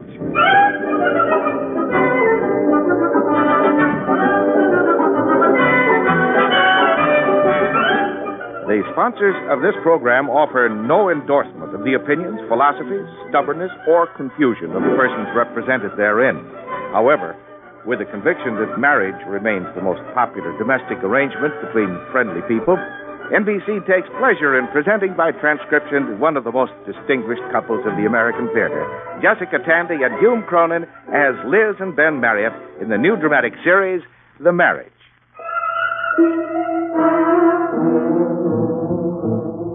Even the most discreet of family men are guilty of tossing out an occasional boomerang, a boomerang known technically as the unwise statement. On the morning after the night before, a man says to his wife, never again, so help me. An unwise statement. And here's another. If you ever get to New York, be sure to look me up. Well, it was statement number 2 that came winging back to hit us the other night.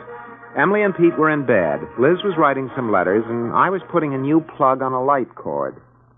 It always makes me nervous to watch someone fiddle around with electricity.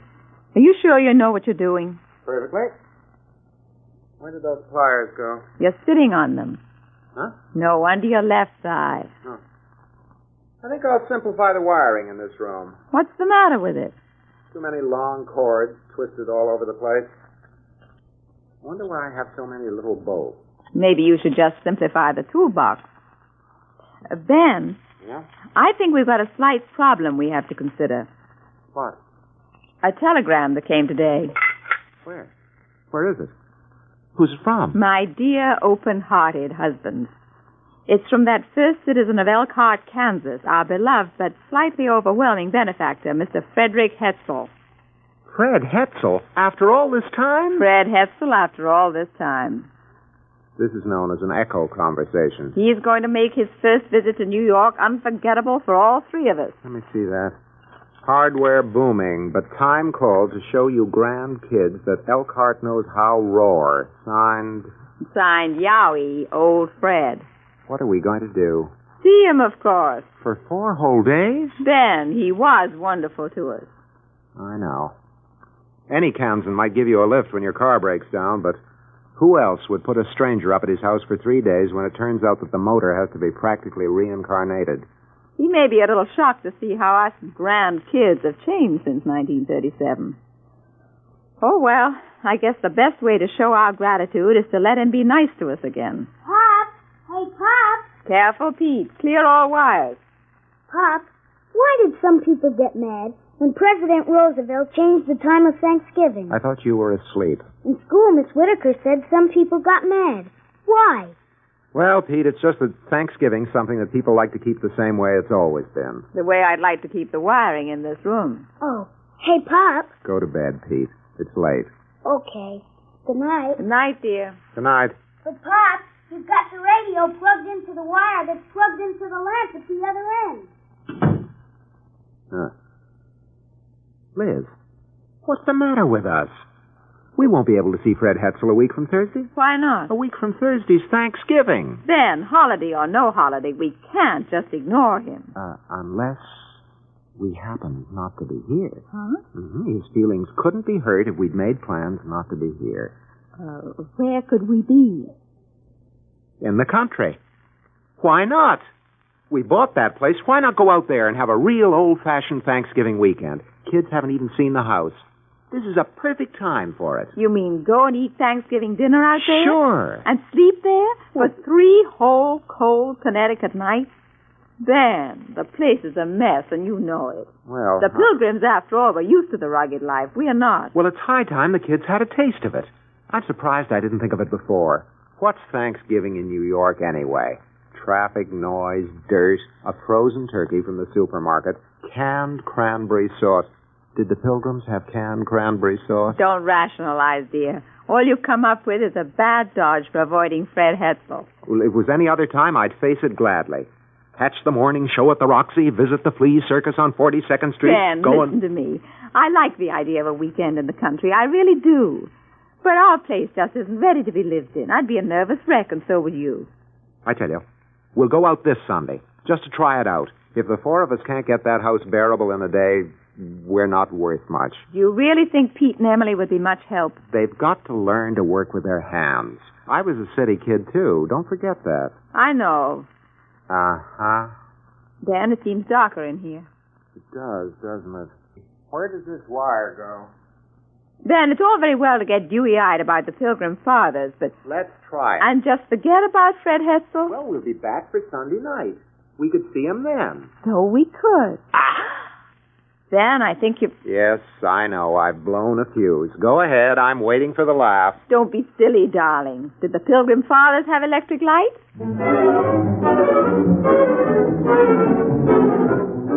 At first, Emily and Pete were a little disconcerted by the notion of bringing civilization to the wilderness. But since it was our own wilderness, newly acquired a couple of weeks before, they finally agreed to the experiment. The drive out to Connecticut early Sunday morning was a joy. And the arrival at our ancient, charming, unpaid-for place was ecstatic. Hey, this is terrific. Look at those Keno woods. Those what woods? Keno. It's his word for the week. Mom, next summer can we have a house party? Everybody could sleep on the porch. Pop, didn't you say there was a lake or something? Silly, it's only a pond. Where is it, Daddy? Over there. Hey, Em, let's explore. Sure. Come on. The super chief of the Comanche... Hey, you kids, come on back here. Enter the house. There's work to be done.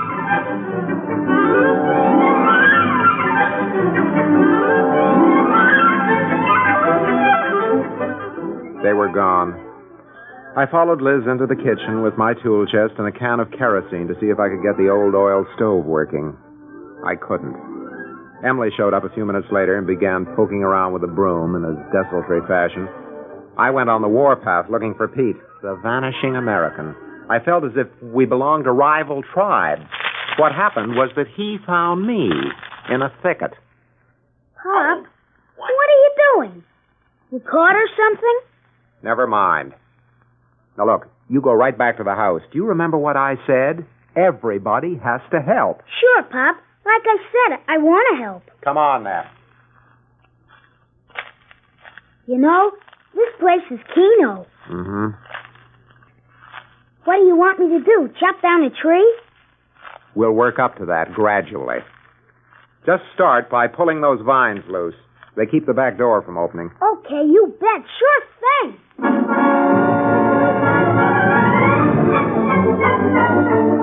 Pete! Hey, Pop!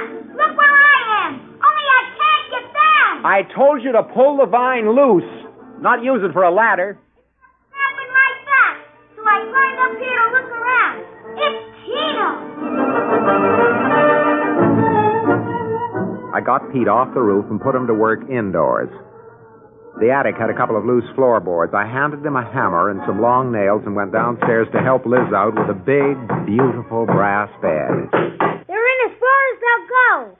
Good boy. I'll come up and check.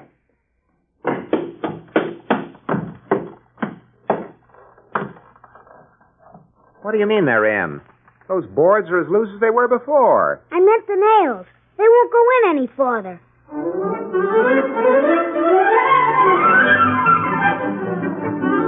The two loose boards looked like a pair of disheveled porcupines, prickly with nails at every conceivable angle, nails that fell out when I brushed them with my hand.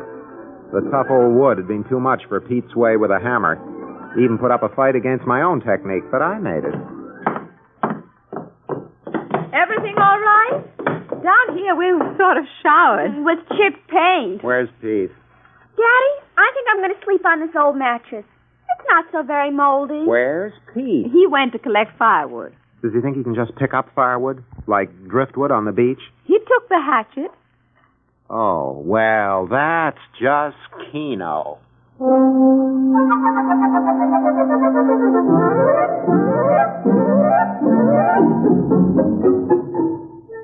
After the hammer episode, I feared for the wood chopping exploits of my assistant handyman. I needn't have worried. When I finally found him, after searching for a good part of what was left of the precious afternoon, he was asleep. Asleep under a bush with a handful of sticks cuddled up against his chest. I kicked him. Gently, of course. Oh. Hi, Pop.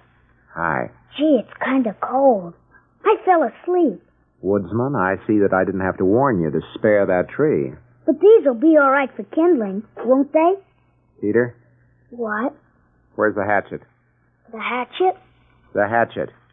We can run through that a couple of times more if you like. The hatchet, the hatchet, the hatchet, the hatchet.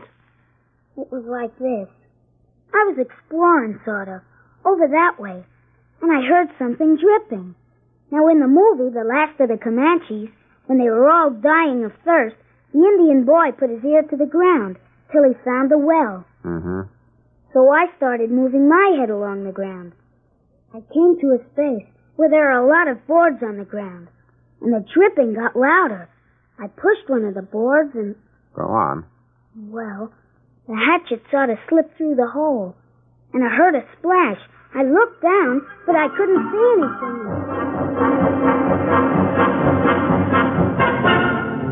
That did it. We packed up the equipment that was left and went back to the city. Even I was convinced that the old plantation was nowhere near ready to harbor 4 Marriotts for a whole weekend. Liz was very nice about the whole thing. She didn't needle me. She didn't bring the subject up till just before we went to sleep. Ben, dear. Yes? We could still go, you know. Go where? To our house, just for the day. No. In spite of everything, the kids are crazy about it. It's going to be a wonderful place. Maybe. By 1960. Oh, we could cook here and take the food along.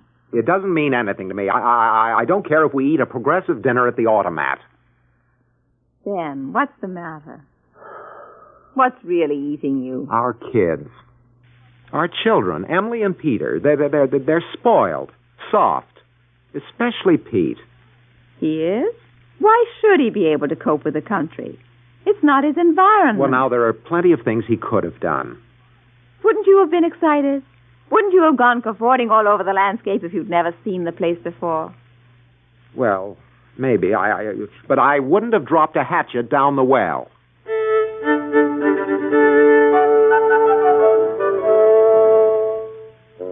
Thanksgiving Day arrived and was distinctly spiritless in the Marriott household. Liz knocked herself out on the turkey and fixings, but right after dinner, Emily went to her football game and Pete went to his movie. It was entitled Sioux Uprising. I went for a walk in the trackless wilds of Greenwich Village, and Liz took a nap. In the evening, we reconvened, but no one volunteered to share his experiences of the day. After a while, Pete went to bed. Answer, will you, Emily? Yes, Mother. You kidding? Every time it rings, she's there with the speed of light. Hello? Yes, it is. No, I'm not. I'm her daughter. I think you better talk to Daddy. Liz? No, I'm 15, but I don't know. Who is it, dear? He says I should call him Uncle Fred. He's at LaGuardia Airport. Fred Hetzel. I'd forgotten all about him. I'll take it, Em. Here. Fred! How are you, fella? Fella. What? Tonight. Well, Fred, it's pretty late. Be after 11 by the time you got here. What? Of course I know how to roar. Here, Liz, take it over, will you? Shall I roar? Fred! Fred, it's wonderful to hear from you. Oh, we couldn't tonight. I'm dead. But Ben's off all day tomorrow. Oh, we'd love it, of course. I wasn't going to take tomorrow off. I was going to... That's right, the whole weekend. No special ideas. Oh, you do? Well, we've seen quite a bit, really, but... Oh, of course, Fred, we'll be ready. See you tomorrow, then. Good night.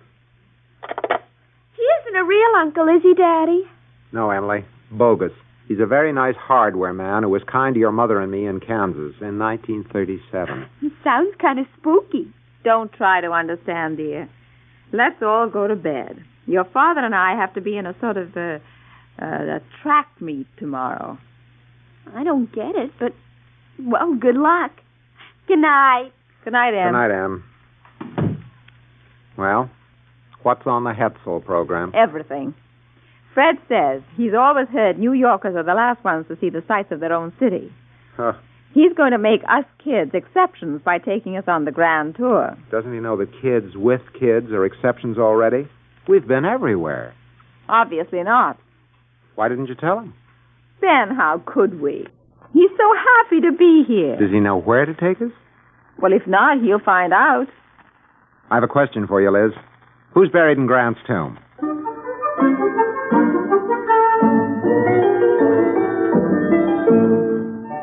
On Friday morning, old Fred hit the doorstep. He hardly gave us a chance to say hello. Man, oh man, do I love you both. Well, Don't Fred, start yapping now. We'll catch up on the way. You kids are really going to see your own city. Say, have you heard about the stove salesman who lost his nerve when the heat was on?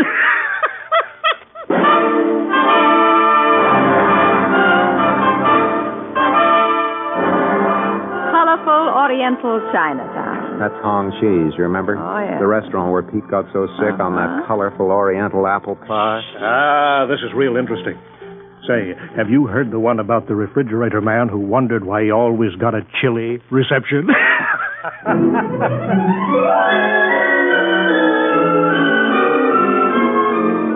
But did they have to make the Statue of Liberty so tall? Ben, I couldn't even make these steps 10 years ago. Hang on to me, dear. Out of loyalty to Elkhart, Kansas. Sorry they don't let you up into the torch anymore.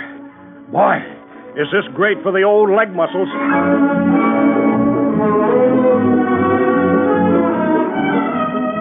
So I wanted you to see one place nobody would get to see, even a New Yorker who had the time. There's a friend of mine. He helped me with some tough litigation on a defective storm window case. Told me about this Hall of Records. It's got property deeds dating from 1653. But Fred, Ben's a lawyer, too. Naturally, this is a mighty useful place to know about. Are we going anywhere else, Fred? You bet your life.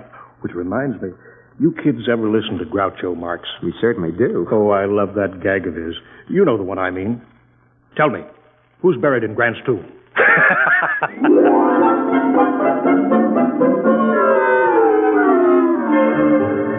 The agonizing day ran out at last, and we had a respite. A respite during which we had to spruce up for the evening agenda. Dinner at a place where we'd once been clipped, a so-called comedy we'd suffered through last winter, the whole to be topped off with a gay fling at the Latin Casino. We were dressing gamely. I feel as if today were a milestone, like my 70th birthday. A client of mine saw me on that parachute jump. I wonder what he was doing there.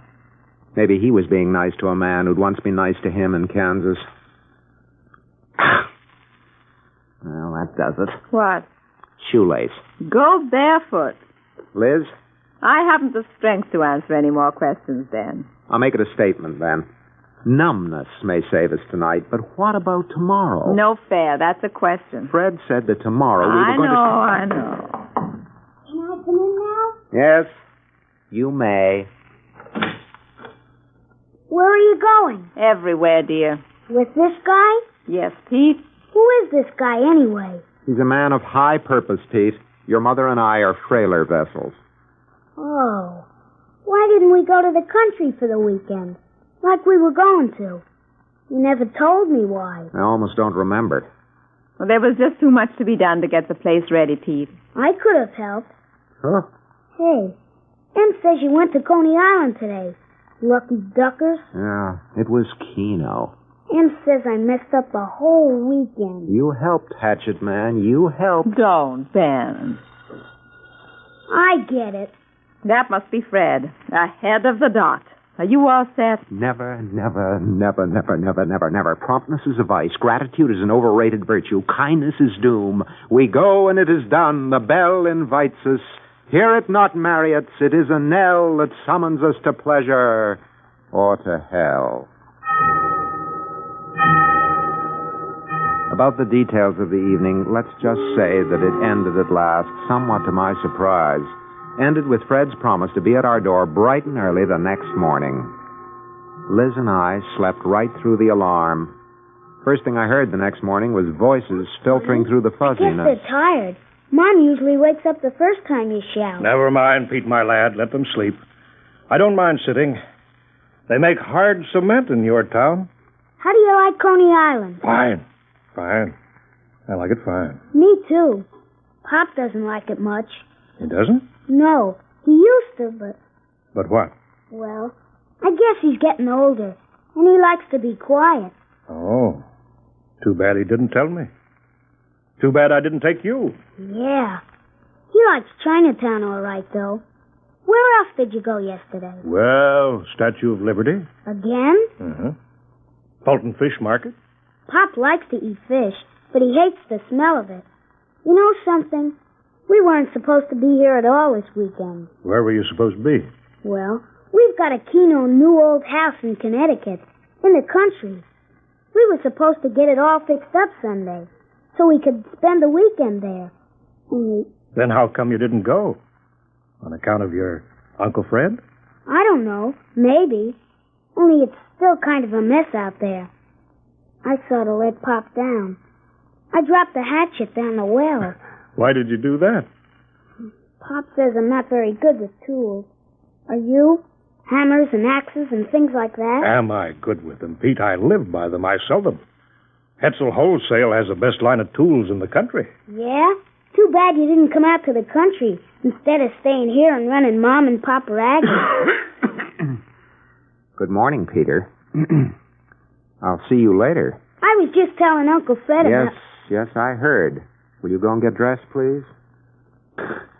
Now, look, Fred. About that foolish stuff that Pete was dishing out. Just nonsense. Liz and I have been delighted No, to be... you haven't. You've been run ragged. And you know something? So is old Fred. I was ready to call it quits after the first night. What? But I didn't want to disappoint you kids. Why? We thought that you were We'd just... all gone right on beating our brains out if it wasn't for that Pete. The one honest, straight-headed character in the crowd. Brother, I can't take the pace in this city. Why didn't you kids tell me you got a nice, quiet house in the country? When do we start?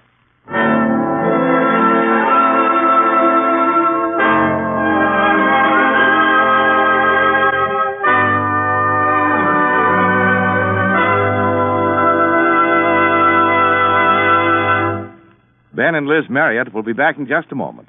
In the meantime, let us extend an invitation on behalf of our stars, Jessica Tandy and Doom Cronin, as well as the National Broadcasting Company, to all of you to drop by next week at this time for another half-hour observation and transcription of the marriage. Written this week by John McGifford, with Denise Alexander as Emily and David Pfeffer as Pete. Fred Hetzel was played by Wendell Holmes. The Marriage is an NBC Radio Network production, directed by Edward King. This is Bob Denton speaking. Tired, Liz? Exhausted. Today was something like Thanksgiving, wasn't it? Wonderful. You know, Peter certainly knows how to handle people. Better than we do. At least friendly Kansans. I guess you'll learn to handle things, too, after a while. What are you talking about? Oh, Fred told me. Pete dropped the rake in the pond. Now, what was he doing, for heaven's sake? Trying to catch fish. Oh. Good night. Good night, darling.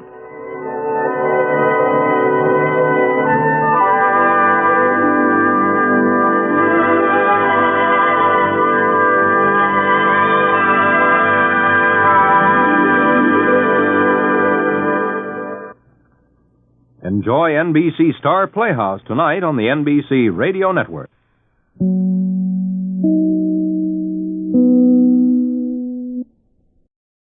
Words at War presents Paris Underground by Etta Scheiber. Jacqueline. Oh, Jacqueline, what is it, child? I can't stand it, Madame Cyber. I must get out of here. Hush, my child. The guard will come. I don't care. What can be worse than this? Freezing in this cell, huddled together. No chance to wash, nothing to eat. Shh, hush, the guard. Hush.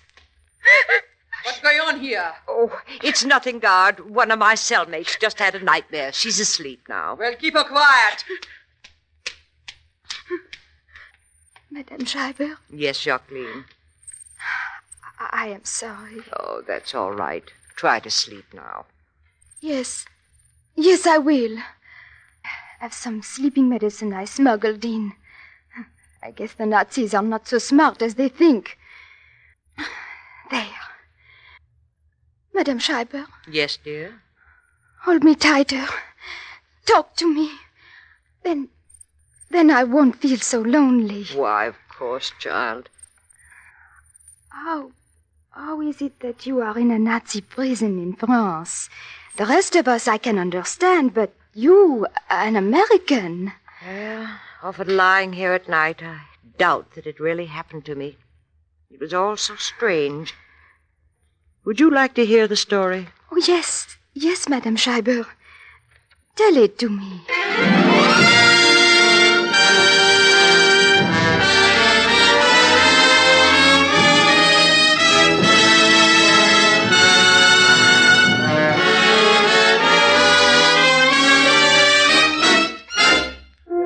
The National Broadcasting Company, in cooperation with the Council on Books in Wartime, presents another program of Words at War, which brings to radio important war books. Tonight, one of the most amazing true stories of this war, the story of Paris Underground by Etta Scheiber.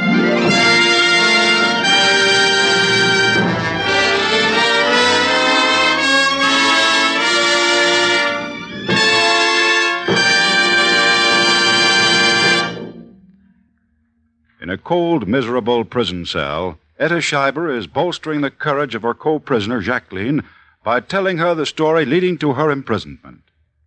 An experience Mrs. Scheiber herself found hard to believe had happened to her. You see, Jacqueline, I'd always had many friends in Paris. My husband was a newspaper man, and he'd often taken me there. When he died, my best Paris friend, Kitty Beaurepos, cabled me to come and live with her. Two rather settled ladies living in Paris. What a happy time we had. 3 years. Then the war came. As the Nazis marched on Paris, we tried to drive south, but the roads were jammed. They were not clear till Nazi dive bombers machine-gunned the crowds to clear the way for the German army. For a whole day, we sat and watched endless columns of stony-faced, gray-uniformed troops pass by. Then we were ordered to return to Paris. At a little wayside inn, we stopped and begged for something to eat. Madame, 1 million people have been through here in 2 days. There's nothing left. Nothing. Now, come, Kitty, let's go on. Monsieur, a cup of tea is all we ask. Well, I have no tea. Nothing at all. I see. One moment. This way, please. Into the back room. Be seated, ladies. Etta? I've remembered I have a little tea. Tea, Kitty. And some salami. A little. Monsieur, you're very kind. And some cheese. Oh. Also, I think a little sugar for the tea. Sugar? Monsieur, we don't know what to say. We were starved. You are English, madame? I was, but I'm a French citizen, since I married a Frenchman. My friend here is an American. Then you can do something for me. My English, it is not good, and I have someone here who must leave at once. But he will not listen to me. Wait here. What's this, do you suppose? An English soldier, no doubt. If it is, he hasn't a chance of escaping. They are sure to get him.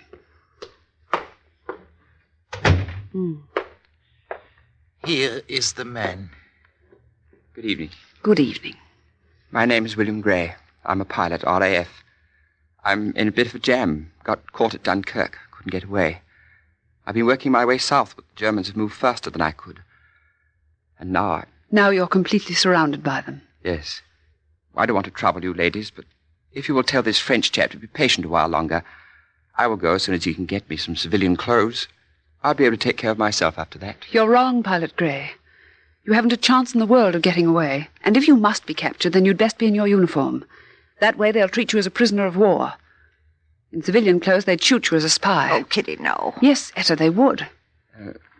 Looks like my goose is cooked. Well, thank you anyway. No, wait a minute. I have an idea. Etta, our car. The luggage compartment looks as Kitty, you're crazy. Why, the Nazis have been stopping cars all day. They'd pick him up before we'd gone half a mile. Still, if we could get him to Paris, he might have a better chance. Mr. Gray. Yes? As my American friend here would say, how would you like to join us in a game of cops and robbers? The whole German army will be the cops. We three shall be the robbers. I think it might be rather fun.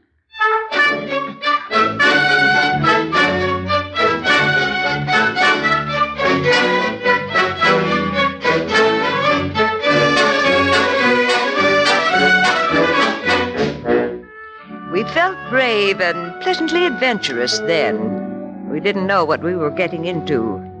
German patrol stopped our car, but none looked in the luggage compartment, which opened into the space behind the back seats. And so we smuggled Bill Gray into an apartment occupied by 3 middle-aged women, Kitty, myself, and our Breton maid, Margot. He'd been there 2 days when Margot simply froze the marrow of our bones. The German Gestapo. It is searching Paris, house by house, for hidden soldiers.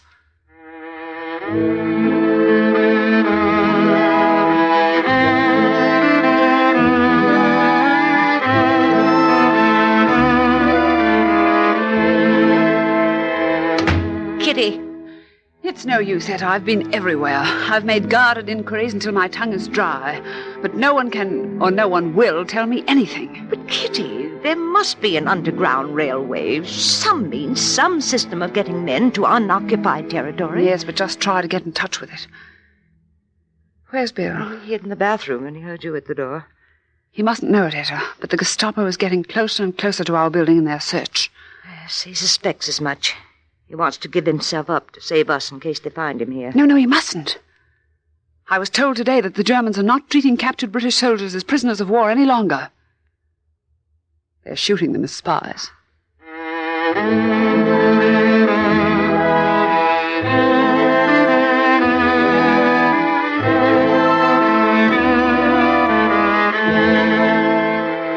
The Gestapo net drew tighter and tighter around us, and we waited day by day, waited for that knock on the door that would mean discovery. And then one evening, Kitty fairly bounced into the apartment, her face one heavenly smile. Etta, Bill, it's fixed. Our troubles are over. No. What's happened? Margot? Margot, yes, madame. bring coffee at once and 3 cups. We've got to celebrate. Yes, madame, I have it on the stove already. What on earth has happened? Etta, do you remember Chancel? We met him when we worked at that soldier's canteen. Oh, of course. That big, husky veteran of the First War. That's the one, yes.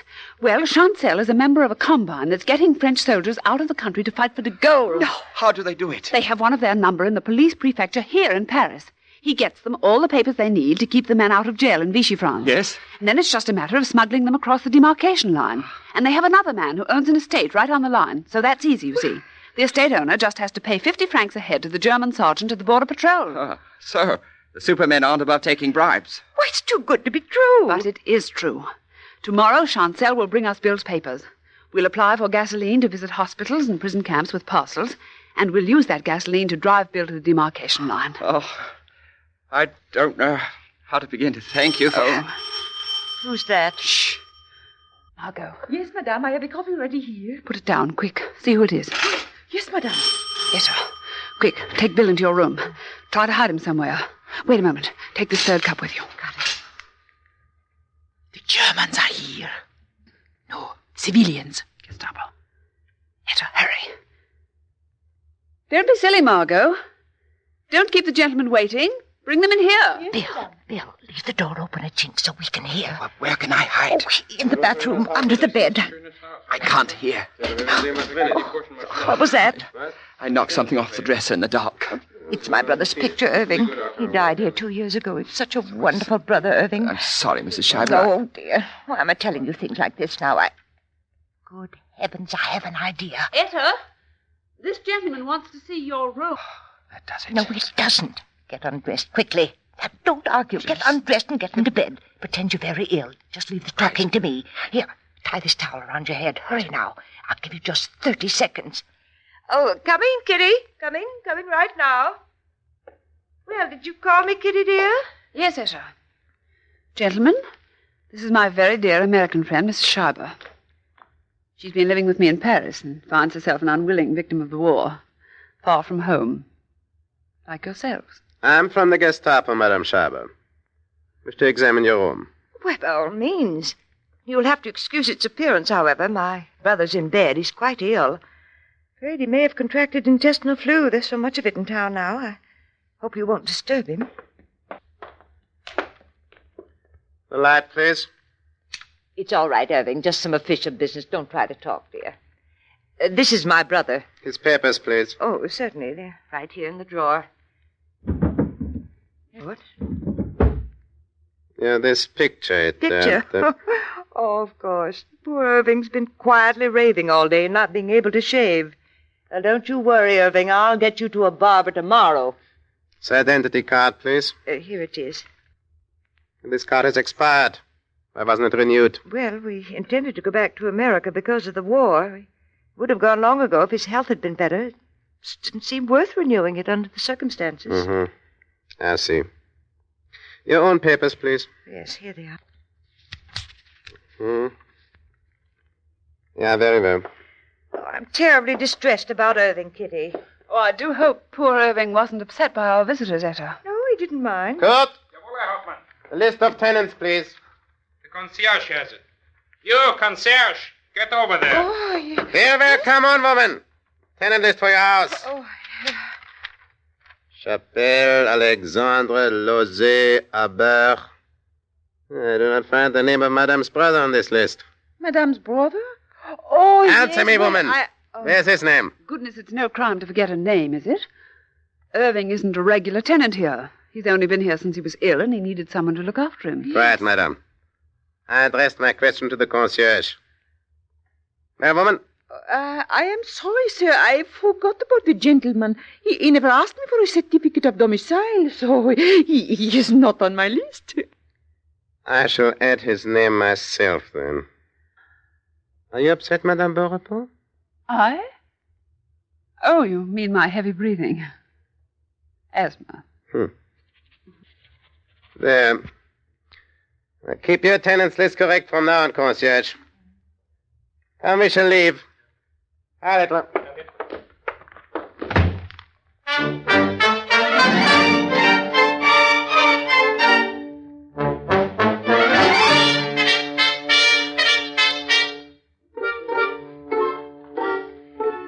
day, with Chancel's help, we smuggled William Gray out of occupied France. I'll never forget how free from worry I felt that following day. And when Kitty returned from doing some work at the canteen, I guess my feelings were reflected in my eyes. Well, you do look good, Etta. I feel fine. And so will you, after you've had a cup of tea and some rest. Yes. Say, look here, I expected you home much earlier. What took you so long? Oh, I found I had something else to do. Oh, you always have. Perhaps I'd better tell you about him. About him? Kitty, what have you been up to? I had to do it, Etta. I had to. He was walking along the road. I could tell he was an escaped soldier from the way his civilian clothes didn't fit him. I had to offer to help him. He was a French officer, escaped from a prison camp. I popped him into the luggage carrier. Kitty! Well, now look at her. By tonight, he'll be on his way to join General de Gaulle. And then it'll all be over. It's as easy as that. Kitty, do you realize you risk your life when you do a thing like that? You're quite willing to risk your life too, Etta? Well, yes, but... Oh, Kitty, promise me not to get into another adventure of this kind. Will you? All right, I promise. Where's the paper? Over there on the lawn. Put it in. At the back of this newspaper here, this personal advertisement. Jonathan Burke is looking for his friends and acquaintances. Address Military Hospital, Doullens-Somme. What about it? I've seen hundreds like it. Yes, so have I. But Jonathan Burke. That's English. Perhaps he's one of the boys from Dunkirk trying to contact friends who could help him escape. Kitty.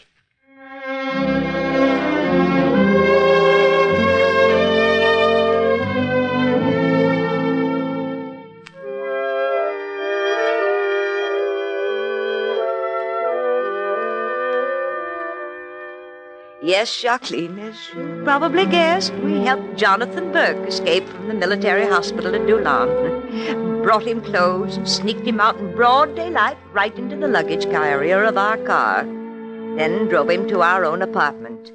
Or rather, Kitty did all of this. I just went along and kept wringing my hands in fear. Then, 2 days later, Kitty took me for a drive. Well, Kitty, this is the way to the Doullens Military Hospital. Yes, of course. Are you crazy? No, dear, don't you see? By going back to the hospital, we'll be likely to divert suspicion from ourselves. Kitty Boripo, didn't you see the look we got from that French major who's running the hospital? Oh, Etta, dear, you worry so. As a matter of fact, I have another reason for going back to Doullens. Another reason? Oh, Kitty. Oh, no, you wouldn't. But I must, dear. That poor, sick Corporal Meehan. He knew we were helping Lieutenant Burke escape the other day. He made me promise to come back and help him escape, too. Mother of mercy.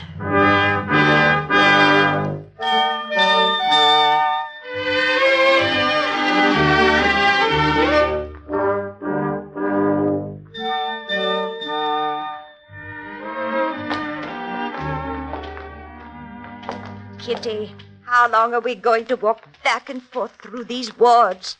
It's too bad we didn't have a chance to talk to Corporal Meehan when we were in his ward, but we just can't go back there now without arousing suspicion. Shh, I won't shush.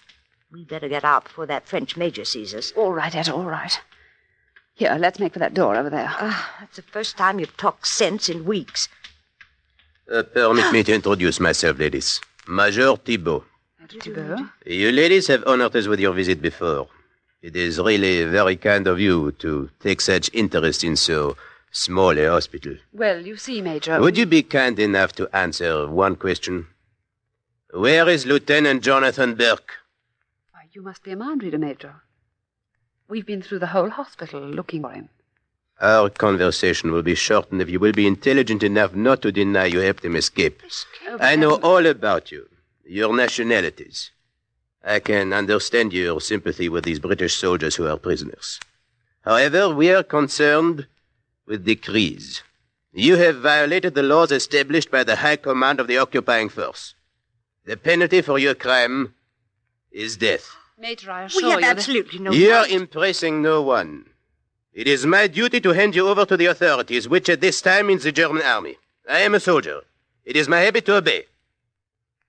But I'm not only a soldier, ladies.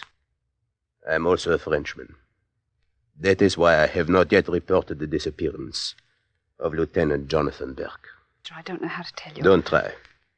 But I warn you, such a thing cannot be tolerated again. You must leave this hospital and never come back. I'm very happy to have met another real Frenchman. Good day, sir. Come along, Etta. You will pardon me, ladies, if I take the precaution of escorting you to your car.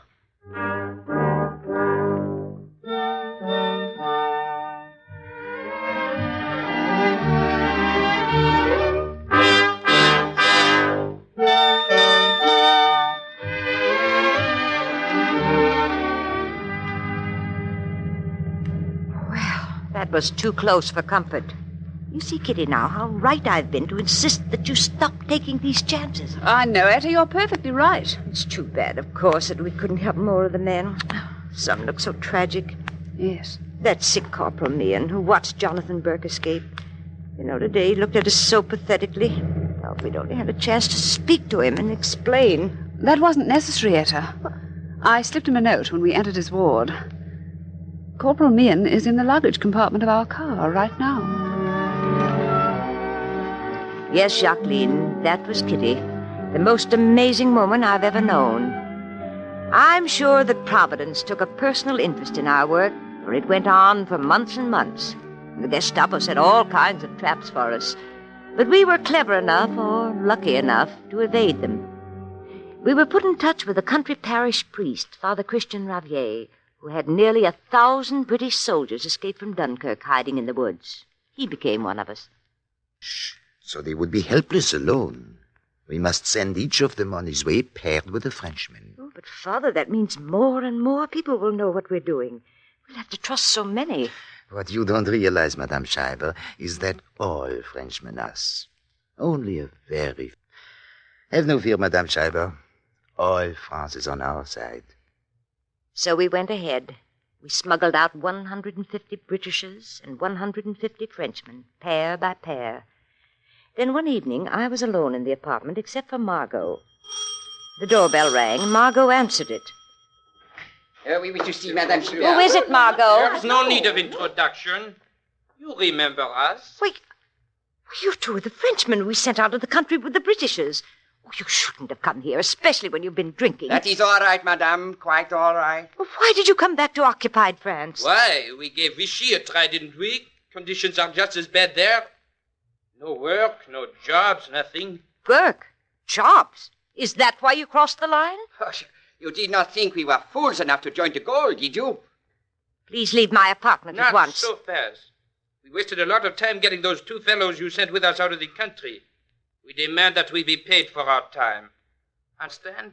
Get out of here. Both of you. Get out. Margot, show these men out. Come on, out with you. Wait.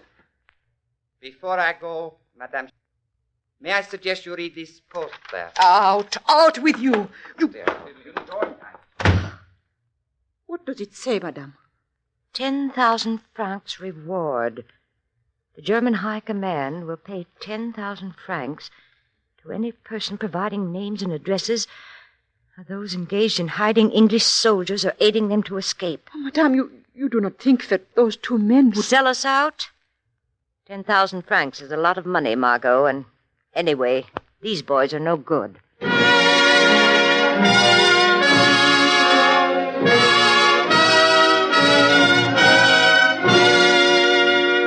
Mrs. Schreiber? Yes? You're under arrest. Where are the others of your gang? Gang? I don't know what you mean. Never mind, Mrs. Schreiber. We'll get them. Have you ever noticed that when a string of pearls breaks and one of them drops off, the others follow, huh? It seems we have broken the string.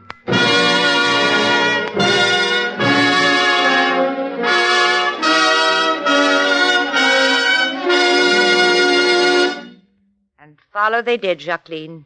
First myself, then the others. For the priest Christian Ravier. Death. For Monsieur Chancel.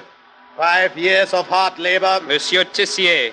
4 years at hard labor. Mrs. Etta Schreiber. 3 years at hard labor. And for Madame Kitty Borepo. Death.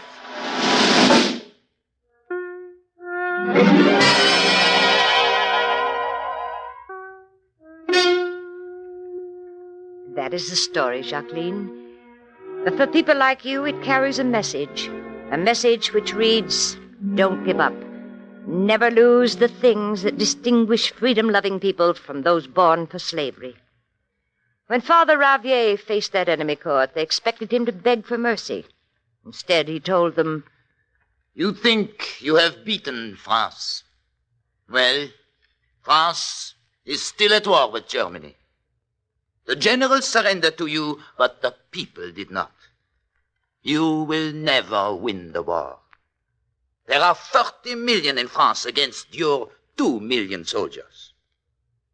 I do not expect to win justice in a court conducted under the sign of the swastika, but I know that in the end, divine justice will prevail. That's what a simple parish priest told the Nazis, the so-called conquerors, before they sentenced him to death, Jacqueline. Now, you and I must try to have his courage. Don't you agree, my child? Jacqueline. Jacqueline. Jacqueline! Oh, come. What's going on here? What's the matter? Oh, I see. She's dead, God. Jacqueline's dead. Well, she seemed to be healthy enough last night. What is that smell? Oh, poison, huh? A suicide. Huh. Well, small loss. I will have the body taken to the morgue. You, Schreiber, comfort me. But I don't know anything about it. Oh, it's not a suicide. You're going to be released, Madame Schreiber. Look out, released? Schreiber. It might be another Nazi trick. Shut up, you! Come, Madame Schreiber. No, it wasn't another Nazi trick. They did release Mrs. Schreiber, and she is here at our microphone, the author of Paris Underground in person, to tell you just why the Nazis let her out of prison. Mrs. Etta Schreiber.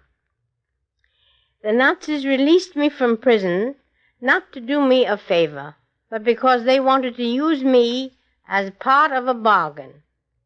I was exchanged for the notorious spy, Johanna Hoffman, former hairdresser on the line of Bremen.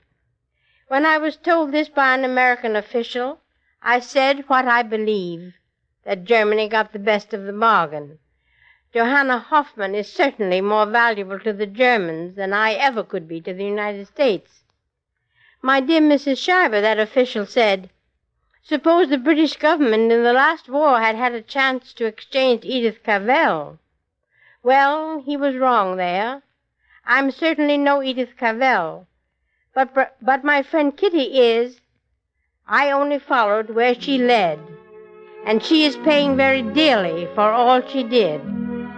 I do not know whether or not the Germans have put her to death, but I shall go on hoping that the God of justice will continue to remain at her side, and whenever my heart begins to ache with loneliness for her, I have her last words to sustain me, the words she spoke before they separated us.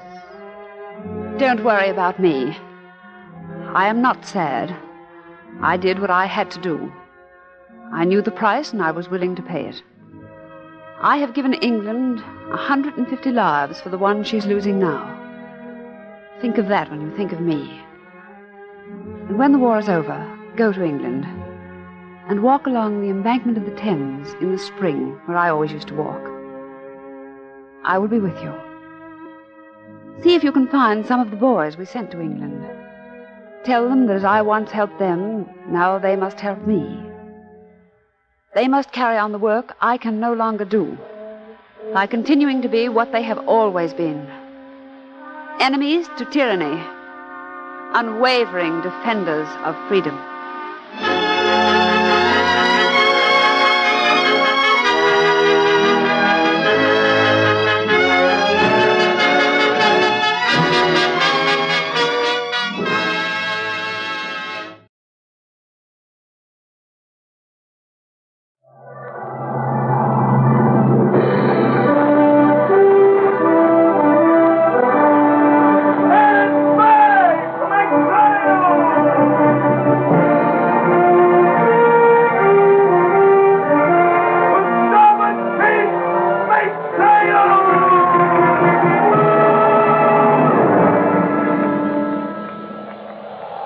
Log entry, catch Scarlet Queen, Philip Carney, master. Position, 123 degrees, 12 minutes west, 38 degrees, 15 minutes north. Gyro compass course 168. Wind fresh, sky fair. Remarks departed Tientsin, China, 2:30 a.m. Sailing delayed 12 hours due to imprisonment of officers and crew. Reason for imprisonment, the White Cargo Act and Ah Sin.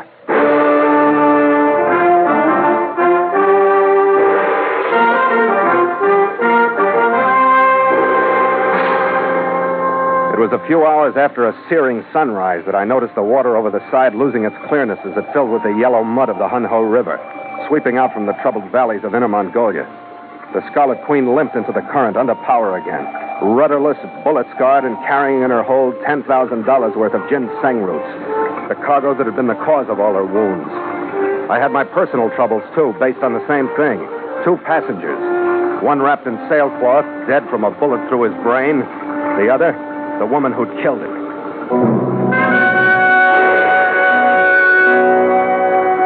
As we passed over the bar at Taku and swung up the Hunho toward Tientsin, the stream was jammed from bank to bank with the traffic of Chinese rivers, junks, barges, and refuse. Curious, dark eyes swept us as we passed. Naked girl babies were held up to us for sales, and jabbered curses were thrown when we shook our heads, and we inched up against the wash and flow of China.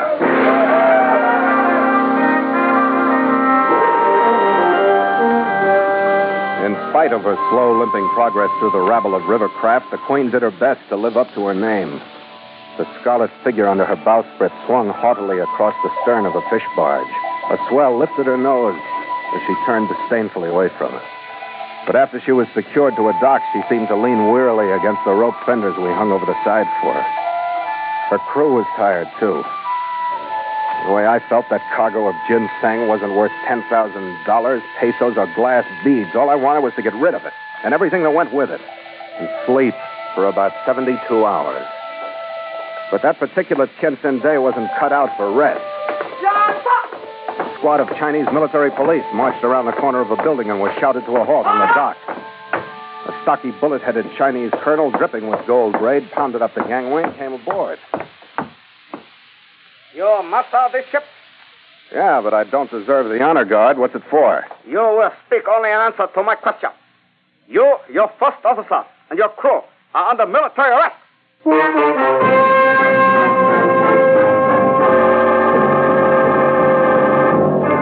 And so Mutual continues The Voyage of the Scarlet Queen, written by Gil Dowd and Bob Tallman, and starring Elliott Lewis.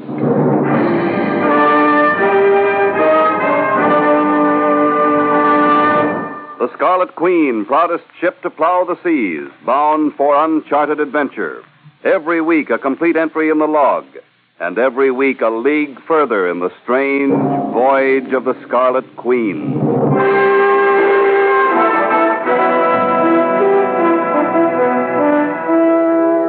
In 2 minutes flat, Chinese sentries were stationed at the wheel, the hawsers, and pacing the dock with rifles and fixed bayonets. 2 of them prodded Gallagher and me into the cabin. And the colonel, slapping the palm of his hand with a riding crop for emphasis, went to work on it. Your registry. The Scarlet Queen, San Francisco, California, USA. Your destination. Look, Colonel, what is all this? Your destination. No set destination. It's an island trading voyage. Your cargo. General trading cargo. Your cargo. Ginseng roots, number 2 hold. I will see bill of lading. Yeah. Here. This paper no good. Signed by that woman. You know the answers to all these questions. Why don't you come to the point? You carry passenger? Yeah, 1. 2. You leave ginseng with 2. When they're dead, they aren't passengers. They're cargo. I will see dead one. Where is it? Gallagher? Go get him. Bring him here. Hey, wait a minute. I'm no morgue attendant. Let him carry his own stiff. Go get him, Red. Okay, Skipper. That's your order, huh? Yeah, you fathead. That's my order. Get out of here. Shove off. Where is woman passenger?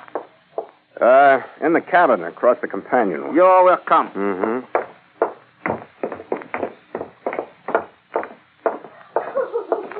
She's in there. Leave me alone. What matter? She's sick? Fever? Yeah, smallpox. You still want to go in? You tell lie. Stop! Stop!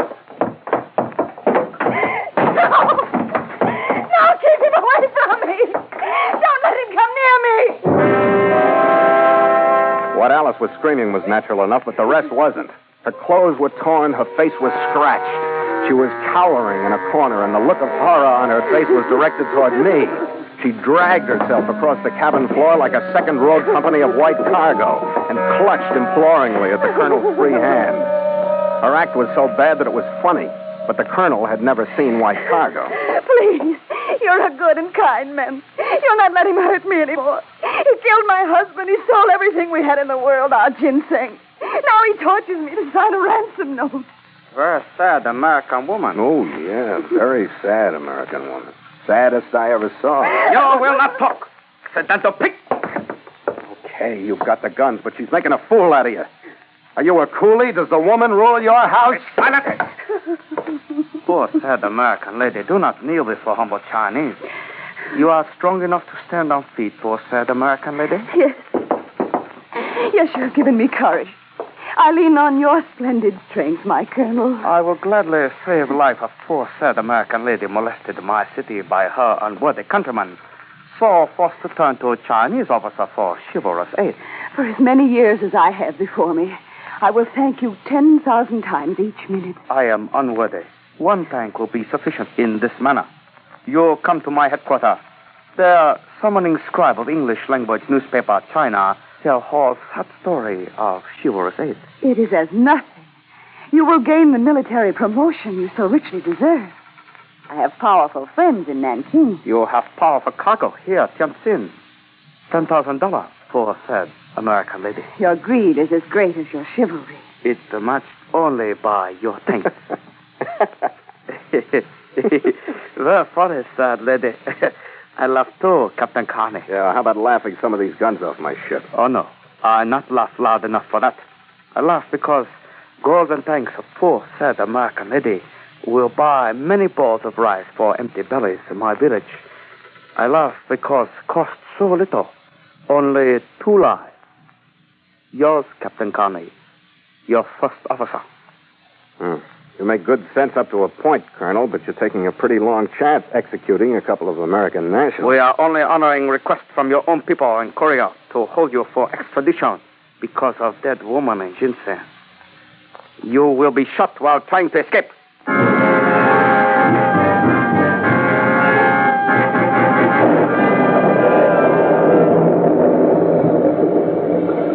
As the colonel's bodyguards hustled my seaman and me across the gangway and into a Lend-Lease ambulance fitted out with bars, the storm broke over Tientsin.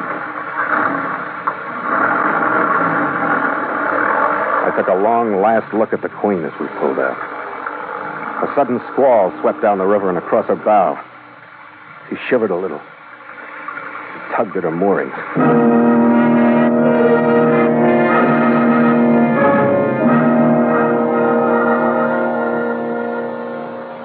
No one has ever really been in jail until they've made the Chinese variety. Alcatraz is a Sunday school summer camp in comparison to Tientsin's. The place is sewerless, and the wind moving heavily in from the dumping ground near the river never let you forget it. I hoped my crew was faring better than I was. I was shoved into a cell that had been died in more than once, and left to examine what I could see of my future, which wasn't much. I was pinning all my hopes on one possibility, that Gallagher had caught my cue to shove off and had gone over the side into the river when he left the cabin. I finally gave up worrying about it and stretched out on a stinking, rat-chewed reed mat in the corner of my cell and fell asleep.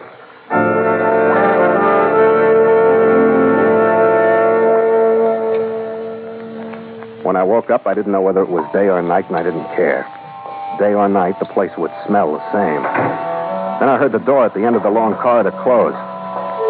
Something that sounded like a woman's footsteps. As they drew nearer, I heard the rustle of heavy silk. A strong odor of jasmine crept into my cell. As the key turned in the lock, I braced myself for Alice, probably playing the part of the Dragon Lady. The door swung open. The first thing that came in was a blast of perfume that lifted me to my feet. Then a small, flickering lantern held aloft by a delicately dimpled hand. The brocade-wrapped mountain of flesh behind it had a face with small, childlike features that were almost lost in the billowing fat that surrounded them. He looked Chinese, but he sounded like Charles Lawton. Wow. Now that I've seen you, I don't wonder that she's half out of her mind. Who are you, Stinky? Yes, how true. I always put on an extra dash of scent when my business brings me into this foul penal institution, which is rather oftener than I would care to admit. What are you, the local bail bond broker or something? Among other things, yes. In this instance, as you see, I am carrying a lantern. Like Diogenes, I am looking for an honest man. And you know why? Tell me anyway. Because, quite frankly, sir, I myself am a most untrustworthy person. I advise you to remember that in our future dealings. We do have dealings, is that right? We do indeed, sir, but I suggest we discuss them in more pleasant surroundings. By the way, did I tell you my name? Arsène. I believe it has quite another meaning in English. Shall we go, sir?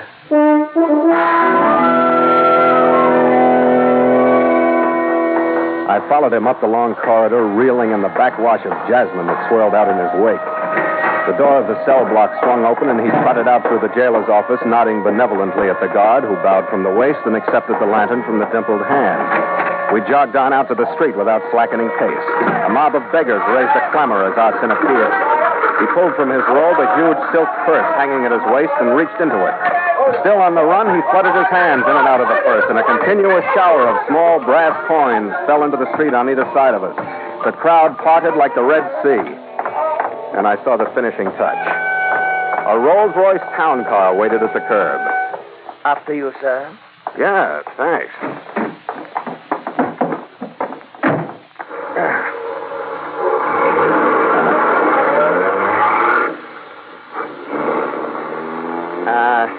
What am I supposed to do now? Ask you where we're going? Well, my dear fellow, you are at liberty to go any place you like. Well, then I'd like to get back to my ship. Very well. If you can find it. What do you mean? What happened to it? I've had it moved. Hey, wait a minute. Who told you you could move my ship? Now, please, sir, don't excite yourself. Your ship is quite safe. Yeah, I'll believe that when I'm on her decks and out of here. You will be, one way or another. Now you said something over that colonel's dead body. And maybe yours, too. Well, we must all die sometime. But how appropriate that you should mention the colonel. He met with an unfortunate accident an hour ago. He fell down and cut his throat. Outside Tientsin, the limousine turned away from the river and climbed into the hills. We rolled through the gates of a high-walled estate and stopped in front of a pink stucco Western-style mansion. Inside, we dog-trotted through a series of huge rooms and into a small chromium-fitted bar overlooking Arsène's terraced Chinese gardens and the city and the writhing Hun-Ho far below. I didn't waste any time on the view. Alice was sitting on one end of a couch, and sprawled out on the rest of it was a sandy-haired white man. He was cleaning a Frontier model Colt. Well, I see you didn't have no trouble rounding him up, Arsène. Phil, darling. Thank heaven you're all right. Well, if it isn't the poor, sad American lady. Where'd you find her, Arsène? I would say she's quite easy to find, wouldn't you? And this gentleman is my confidential secretary, Mr. Mangan. Howdy, Captain. Yeah, all right. We're all here. Let's have it, huh, Arsène? Oh, yes, indeed. Alice, would you make your friend comfortable? Fetch him a Ricky splash? Never mind the splash. Bring the bottle. Well, sir, as you say, here it is. I am a merchant. Mm-hmm. I deal in a little bit of everything. A jack of all trades, you might say. Plantations in the islands, curling, trade in general. I find it worthwhile to keep tabs on my competitors. Mm-hmm. While doing so yesterday, I intercepted a cable addressed to Mr. Kang of Shanghai and signed by your chief officer, Mr. Gallagher. Huh?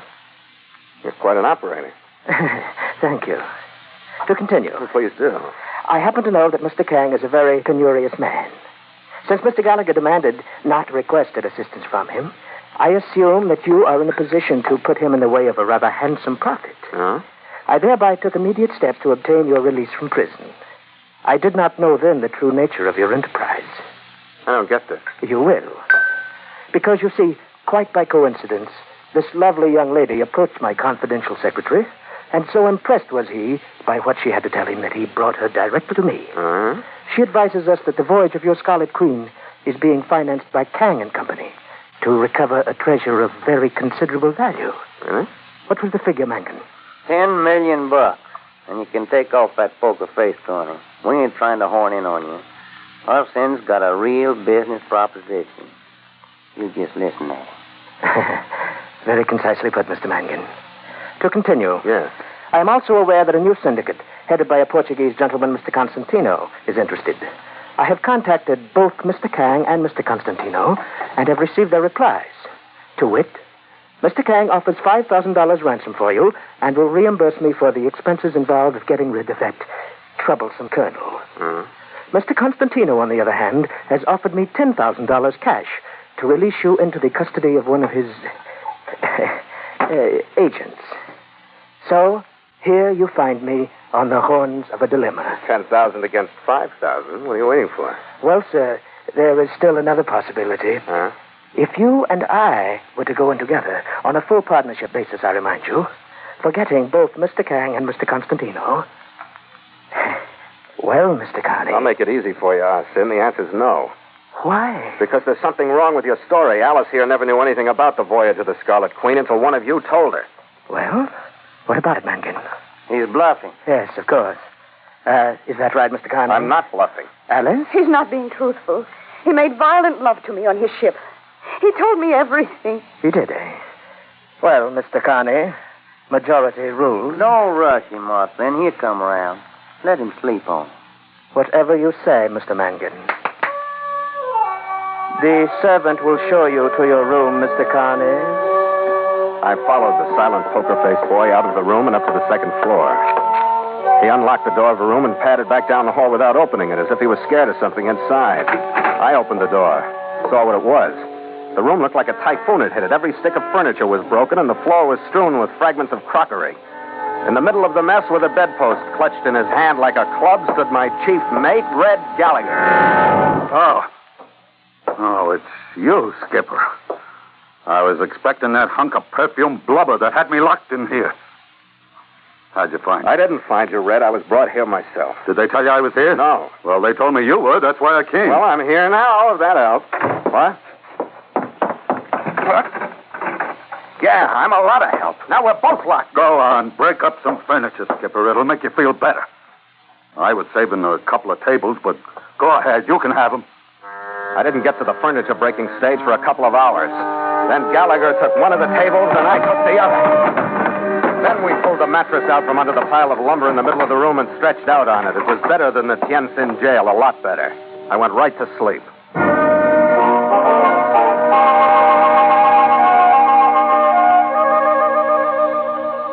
When I woke up this time, I knew it was after dark. I could see stars through the window grill. But except for that, I might have been back on the reed mat in my jail cell. The footsteps were the same. As they came closer, the rustle of silk, the smell of perfume. This time I was ready for us, and behind the door was Gallagher's club. No, don't. Okay, calm down. I thought you were somebody else. And you mean you aren't angry with me? No, I mean I can't knock your brains out because you haven't got any. Listen, my darling, I know a way out of here. Yeah, and to what this time? Please, you must believe me. I had to act the way I did. Don't you see how it's worked out? Yeah, you're a great little politician, Gorgeous. You stand on your record. You really do. Look, I came here to sell the ginseng so I could get you out of jail. But Mangan had this plan. He works for Constantino on the side, but Ah Sing doesn't know it. What? He said if I'd tell that story about the treasure to Ah Sing, he promised he'd get you out of jail. I don't know why it worked, but it did. It doesn't make any sense, does it? It's the first thing I've heard you say that does make sense. Darling, we haven't got much time. I found out where the Scarlet Queen is, and the repairs are all done. Oh? Ah Sing smoked 3 pipes after dinner, so we won't have to worry about him. Mangan is out and won't be back until after midnight. And I've bribed the chauffeur to drive us into town. The car's waiting now. Where's Red? He's asleep. Don't wake him. I'm awake, Skipper. I've been listening to that yarn, too. You believe her? No, do you? No, but it's a way out. Think we should take... No, but let's go.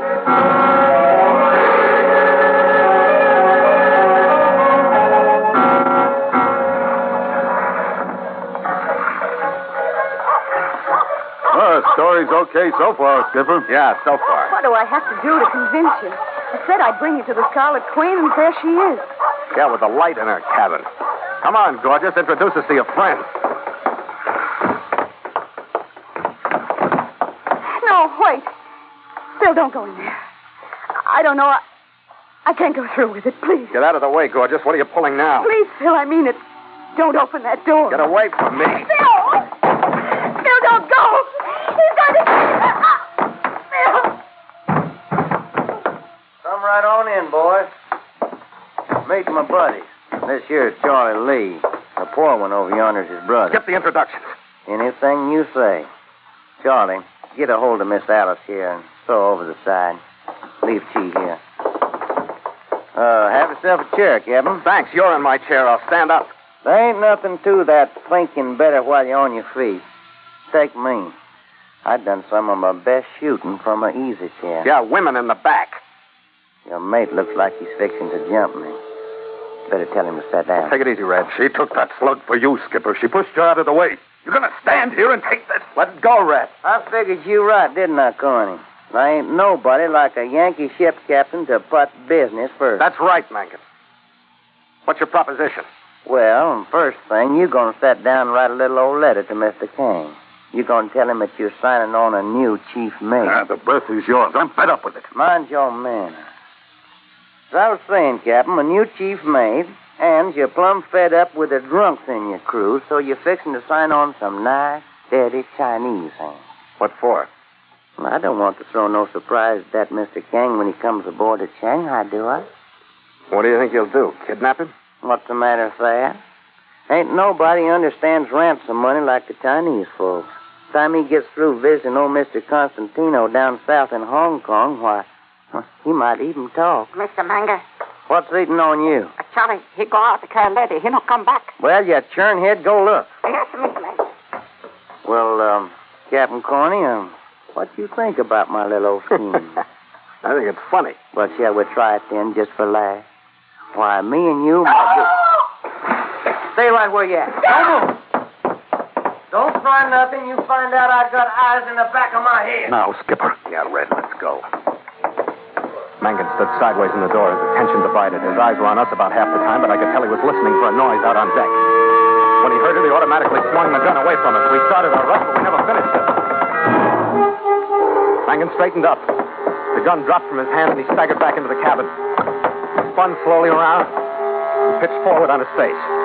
As he went down, I saw what had happened. Like the colonel, he had met with an accident. He had fallen down and cut his throat.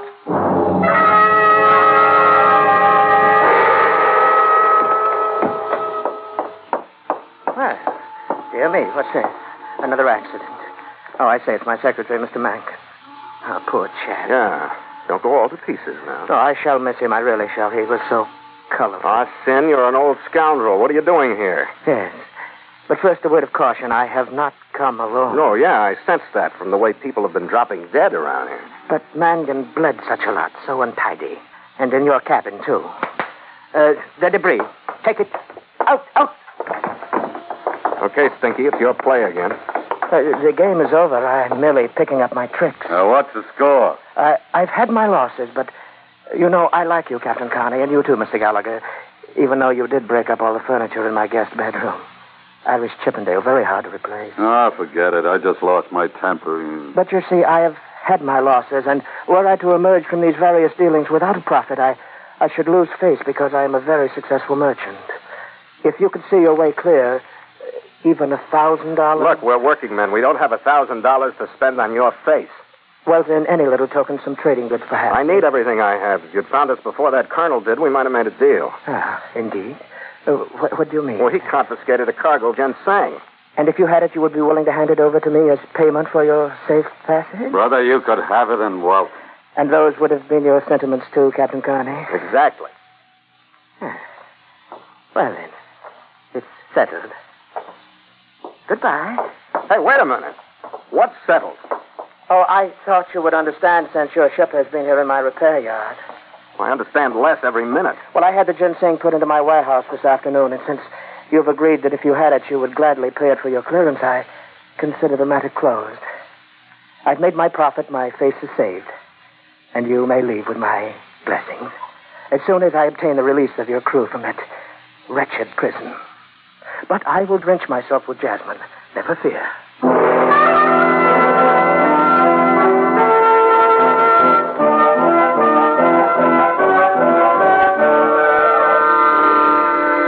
In an hour, my crewmen were all aboard, smelling faintly of jasmine themselves. And without even waiting for dawn, we cast off from the dock and swung out into the sullen current of the Hun Ho. The eastern sky had brightened slightly by the time we crossed the Taku Bar, and the tops of the swells were shining in the faint light as we moved out into the yellow sea. Then the sunrise and the fresh morning westerly came at the same time, and I cut the motor.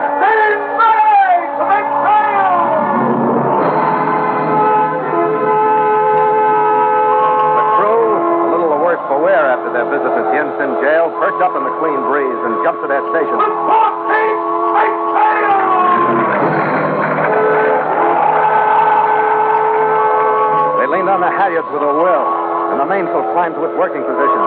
Filled, gleamed in the sunlight. To the gypsy, men! Marching it out! The jib blossomed out. Then the mizzen. And the Scarlet Queen leaned onto the course with a spirit, as though she understood that she was well again. I guess the rig will get us there, Skipper. Getting us away from Tientsin, that's good enough for now. I know what you mean. But what's it taking us into? Shanghai. That isn't what I mean. And you know it. Expecting trouble, Red? On this trip, how can you miss? Drink, Skipper. A little early, but after you, mate. After you.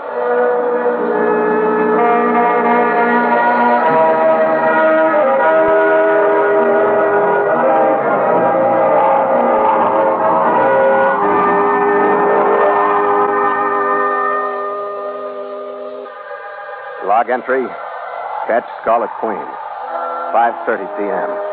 Miles traveled, 7,885. Wind brisk, sky fair. Sea cresting with high cross swell. Mainsail and mizzen reefed. Ship secure for night.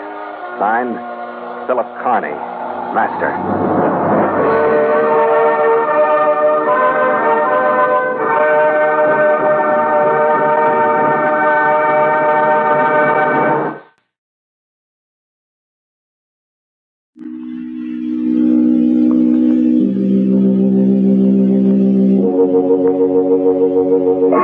Palmolive Brushless and Palmolive Lather Shaving Cream presents Inner Sanctum Mysteries, starring Mary Astor.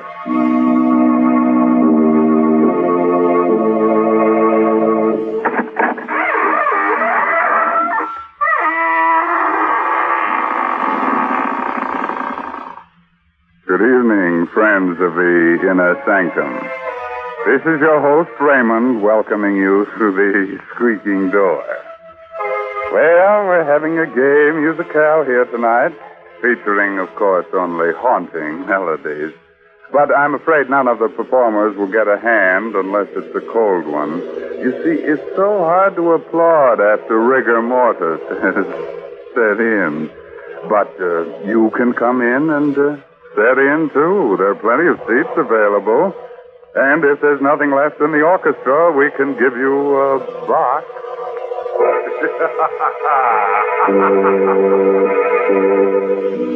Tonight's Inner Sanctum story, Melody of Death, is an original radio play by Robert Tallman and Robert Sloan and stars the famous movie actress Mary Astor in the role of Anne.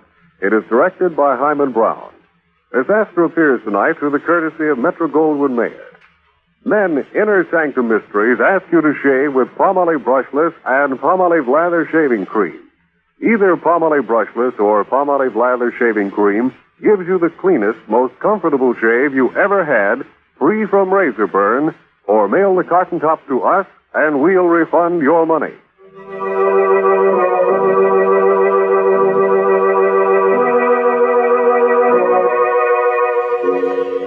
Have you a little gypsy in your home?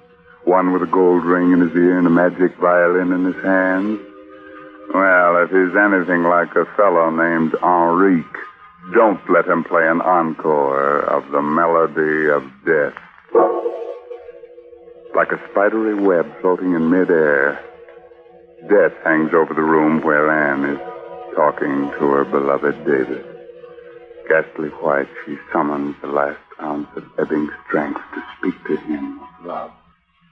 Don't leave me alone here, David. I'm afraid. Just hold me in your arms. In a few minutes, it'll all be.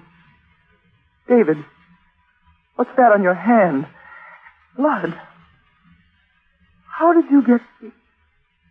Oh, yes, I remember now. The cat. The cat with the yellow eyes. And the music.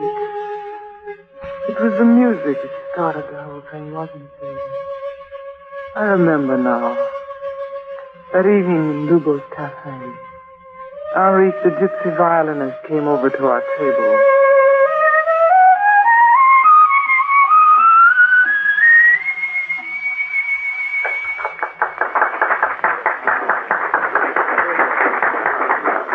The senorita is very happy this evening, no? You don't need your gypsy magic to tell you that, do you, Henri? The senorita is going to be married, no? You guessed it. Play for us, Henri. You know the tune I like so much. Los Infelices? Yes, that's the one. Oh, I'm sorry, senorita. I cannot play that melody for you. Not this evening. Why not? You will say it is foolish gypsy superstition, perhaps, but in my tribe it is believed that for a girl newly betrothed to hear this music is bad luck. Very bad. What kind of bad luck? Because if she hears this music at such a time, she will never stop hearing it. It will haunt her from that time forward. And her heart will follow the music. And she will do what the music bids her to do. Even kill her lover, if the music tells her to. Well, I'll take a chance on that, Henri. Very well, then. I will play, but never say Enrique did not warn you.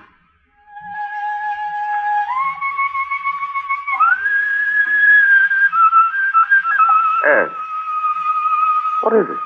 That cat, watching from the doorway. Look at its eyes.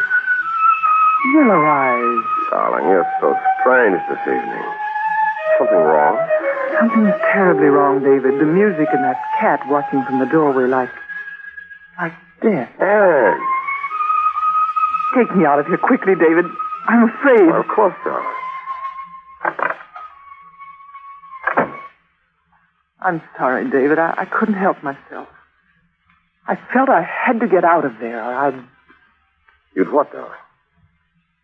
And what happened to you? Why do you look at me so strangely? I don't know. I keep thinking of what Enrique said about that melody. It was bad luck for me. I would never stop hearing it. It would haunt me and I would do its bidding. Even kill. Anne, stop it. Get hold of yourself. I'm tired, I guess. You'd better take me.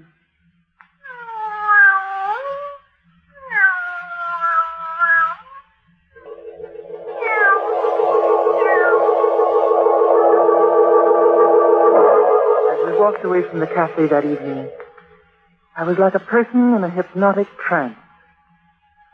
I kept hearing that melody in my head. You will never stop hearing the music. It will haunt you.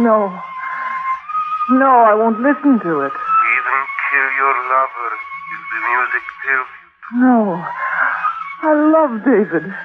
He'll help me to forget. No one can help you now, Anne. The music, and the cat with the yellow eyes watching from the doorway, like death.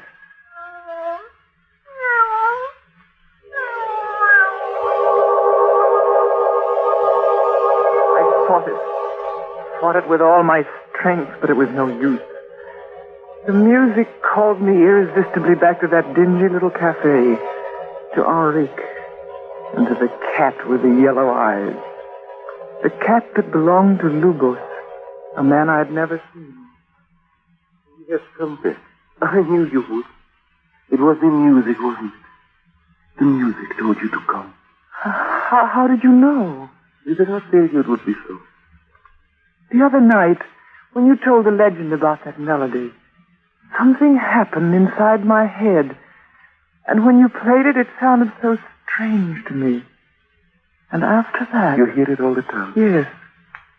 I thought if I could hear the melody played again, maybe it would lift the spell. I'd do anything to stop this thing that's torturing me. What do you know about torture? You hear music in your head. What do you know what it means to hate him and till your stomach turns inside out from hatred? And to work for that man and have him watch you every minute, and when he's not here, that cat of his, that devil of a black cat, watching me with those yellow eyes. Why do you hate Lubos so much? Why do you hear music in your head? Who can tell about these things? There are devils in both of us. I will help you kill your devil if you will help me kill Lubos. You're mad. You don't know what you're saying. He lives in a rooming house. The address is 117 Green Street. Take the cat with you and tell the druggist you want chloroform to get rid of the cat. Where are they? The janitor will let you in. Stop it. I won't listen to any more of this. The music. will tell you when it is time. The melody. Remember. No, I won't listen to it. I won't. But you are listening to it, aren't you? You can't help yourself.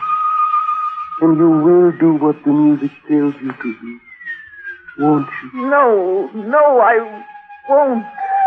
What is the music telling you to do? To kill the bird. And you will do it. Won't you?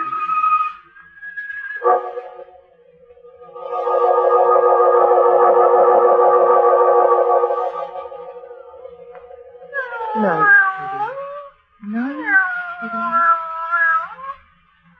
That's right. Take the cat with you. Hurry up. You've got to get there before the drugstore closes. That's right. Open the door. Okay.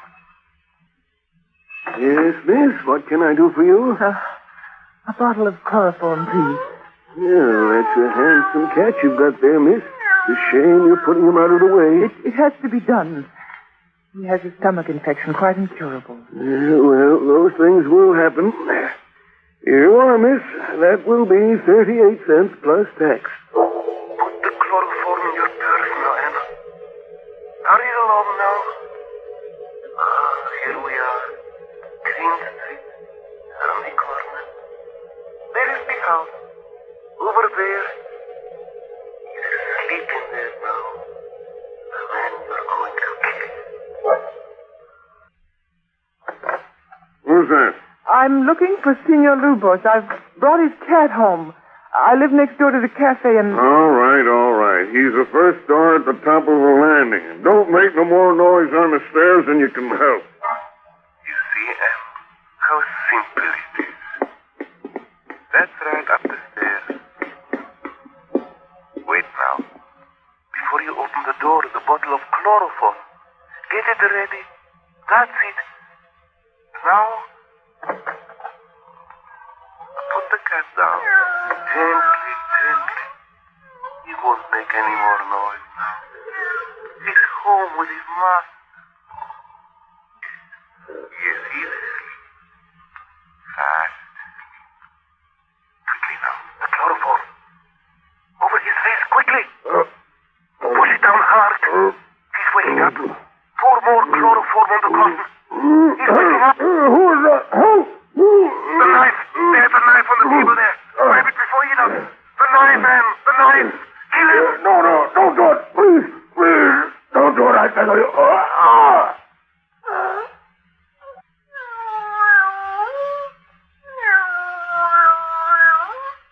He's dead. Dead.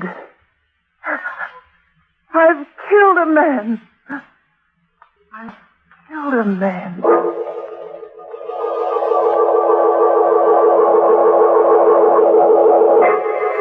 Well, what are you waiting for? Come on and help her.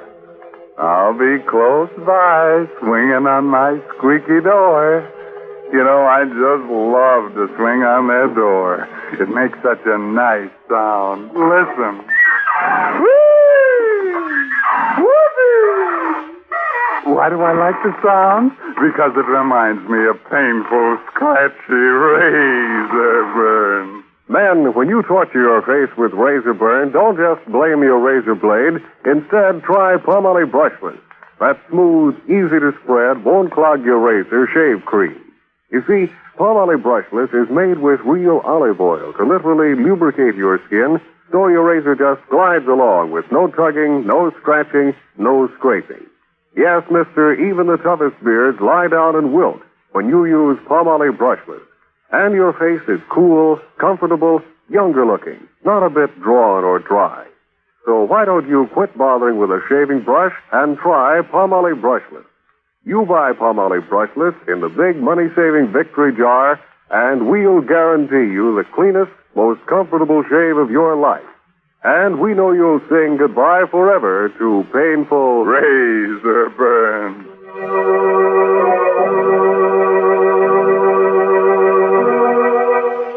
All right, friends, let's get back to that song that murders them.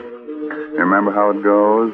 Remember how it haunted Anne into committing murder for Henrique? Well, it's still haunting her.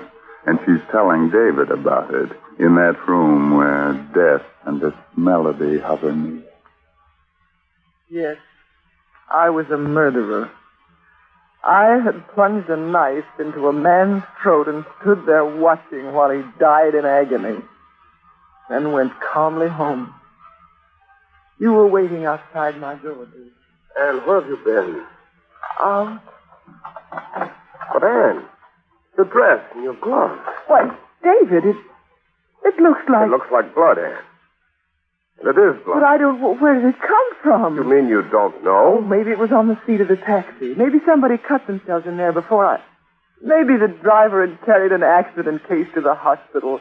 But why should you follow me into my flat in the middle of the night and cross-question me like this? What right have you? Maybe you've forgotten that this was our wedding day. I waited at City Hall until I was thrown out. Our wedding day. Oh, David. What happened, Anne? Well, I don't remember exactly. Don't remember? You know, that tune has been running through my head. This morning it got suddenly worse. I was desperate about it. I thought maybe if I went back to Henrique and heard it played again, I might be able to get it out of my mind. Well, what happened? Yes? What is it, Anne? Music. That melody. Don't you hear it? I don't hear anything.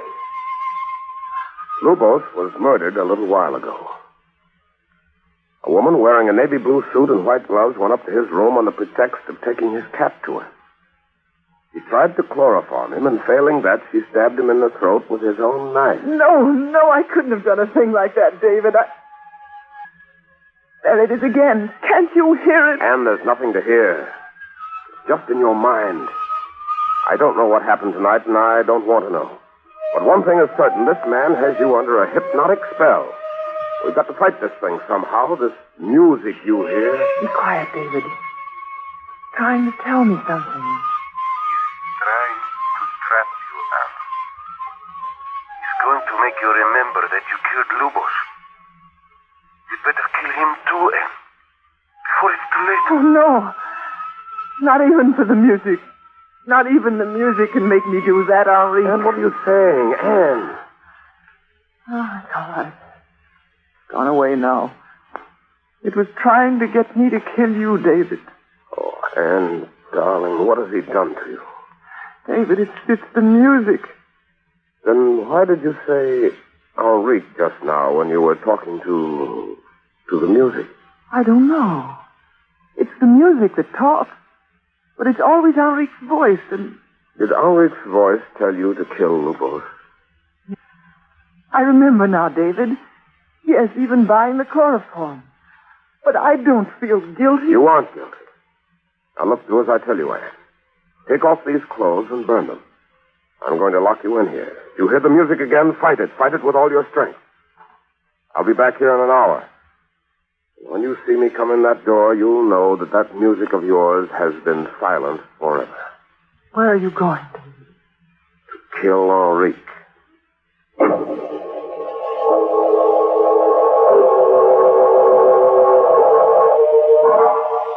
So you have come to kill me because I've put hypnotic spells on your beloved. Excuse me, what a joke, senor. No joke, Henrique. A man was murdered a while ago by you. I thought it was proven that Lubos was murdered by a woman. Besides, I was playing my violin in the cafe at the time of the murder. While Anne, under your hypnotic spell, was doing your dirty work. Nonsense. He was stabbed in the throat with a knife belonging to Manuela Rosales, a gypsy woman with whom he had quarreled. Do not worry, my friend. I have composed a new melody. Would you care to hear it, senor? Go ahead, Henrique. I'm listening. You must look at me while I play. Look at my eyes. It makes me play better.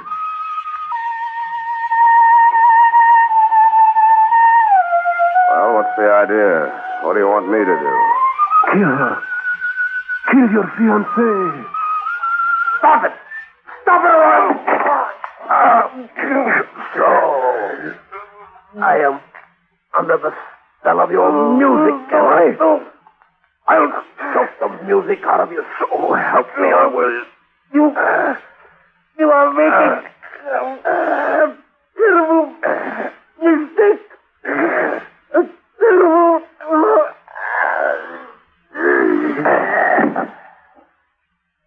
Where is your music now, Enrique?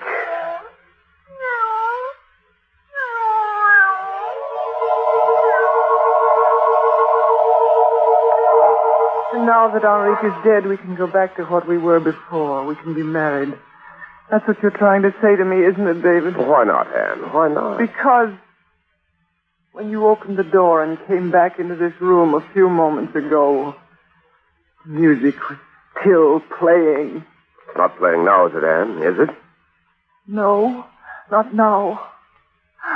Oh, David, take me in your arms, darling. Tell me it's all right. Tell me again so I'll really believe it. Oh, Anne. It was just a bad dream, wasn't it, David? They never really existed, did they? Enrique and Lubos and the cat with the yellow eyes. Of course not, darling. Of course it was just a dream. David! It's all right, darling. I see it too. It's a black cat. Oh. It followed me home. You see, it's really quite friendly. Go ahead, darling. Pet him. All right, David.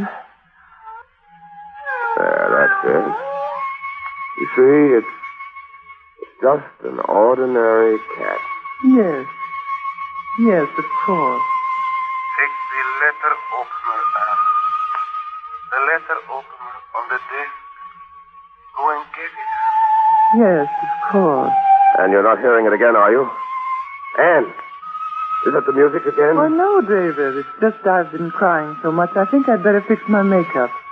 Be a darling and bring my purse, will you? It's in the bedroom in the top drawer of the bureau. Sure. Back in a sec. Now take the letter opener and follow him. That's it. Quietly now. He mustn't hear you coming. His back is turned. He's still rummaging in the bureau drawer. The poor fool. Quietly. Now, and now. Anne, put that knife away. No, David, it's no use. I can't find it any longer. I must kill you. Anne, don't, Anne. Oh, David. David. Anne, darling, speak to me. I didn't mean to do it. I tried to grab your arm. That's all. The point of the letter open, it turned and... It's all right. David. I'll get a doctor. Oh, no, David. Please don't leave me. It's better this way. If I lived, I'd have to kill you. The music would make me do it. There might be others. Yes, David, it's better this way. Oh, Anne. Anne. It was the music, David. The music. A melody more beautiful than life itself. Listen to it, David. Melody of death.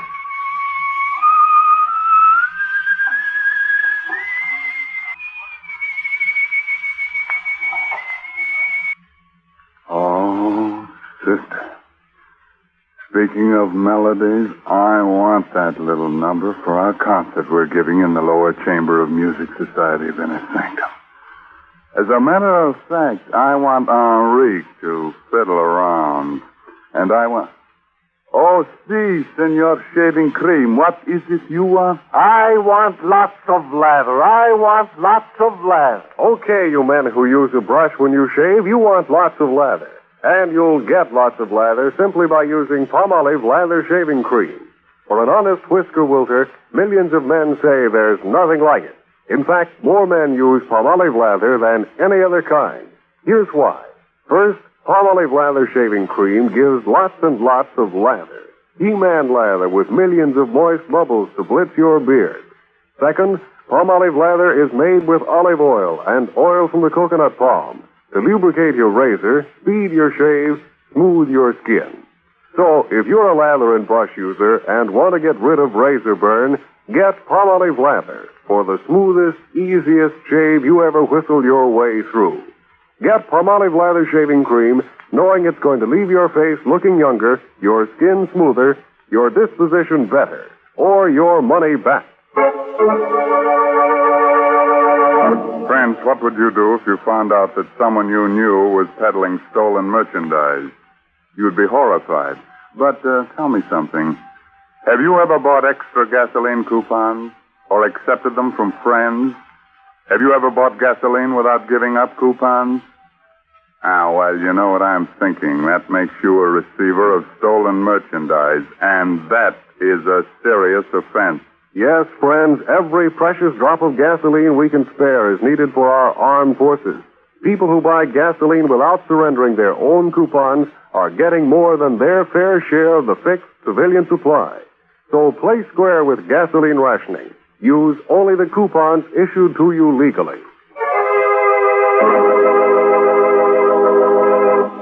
So, friends, by the way, the latest Inner Sanctum mystery novel is The Moon Was Red by Dana Sage.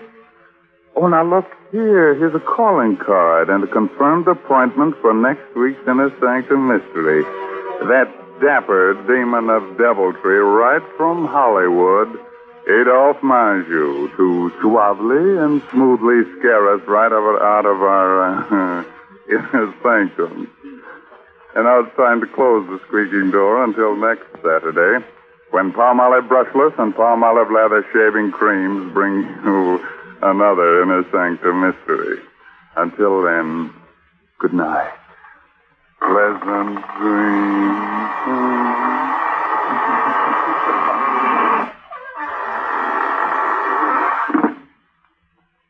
What is the 14-day Palmolive plan? Yes, what is the 14-day Palmolive plan? It's the biggest beauty news in years. Doctors tested this plan, proved it brought lovelier complexions to 2 out of 3 of all the women tested. Here it is. Wash your face with Palmolive soap. Then massage for a full 60 seconds with Palmolive's beautifying lather. Then rinse. Do this 3 times a day. Easy to do, yet 36 doctors prove this Palmolive plan brings a lovelier complexion to 2 out of 3 women. No matter what type of skin you have, dry or oily, the 14-day Palmolive plan works. So get Palmolive. See what Palmolive can do for your skin in only 14 days. This is CBS, the Columbia Broadcasting System. Thanks very much for joining us Sunday night with Old Time Radio. We're running late tonight, so we'll keep things short. In fact, we'll say goodnight now. We wish you all well, and please remember, sleep tight.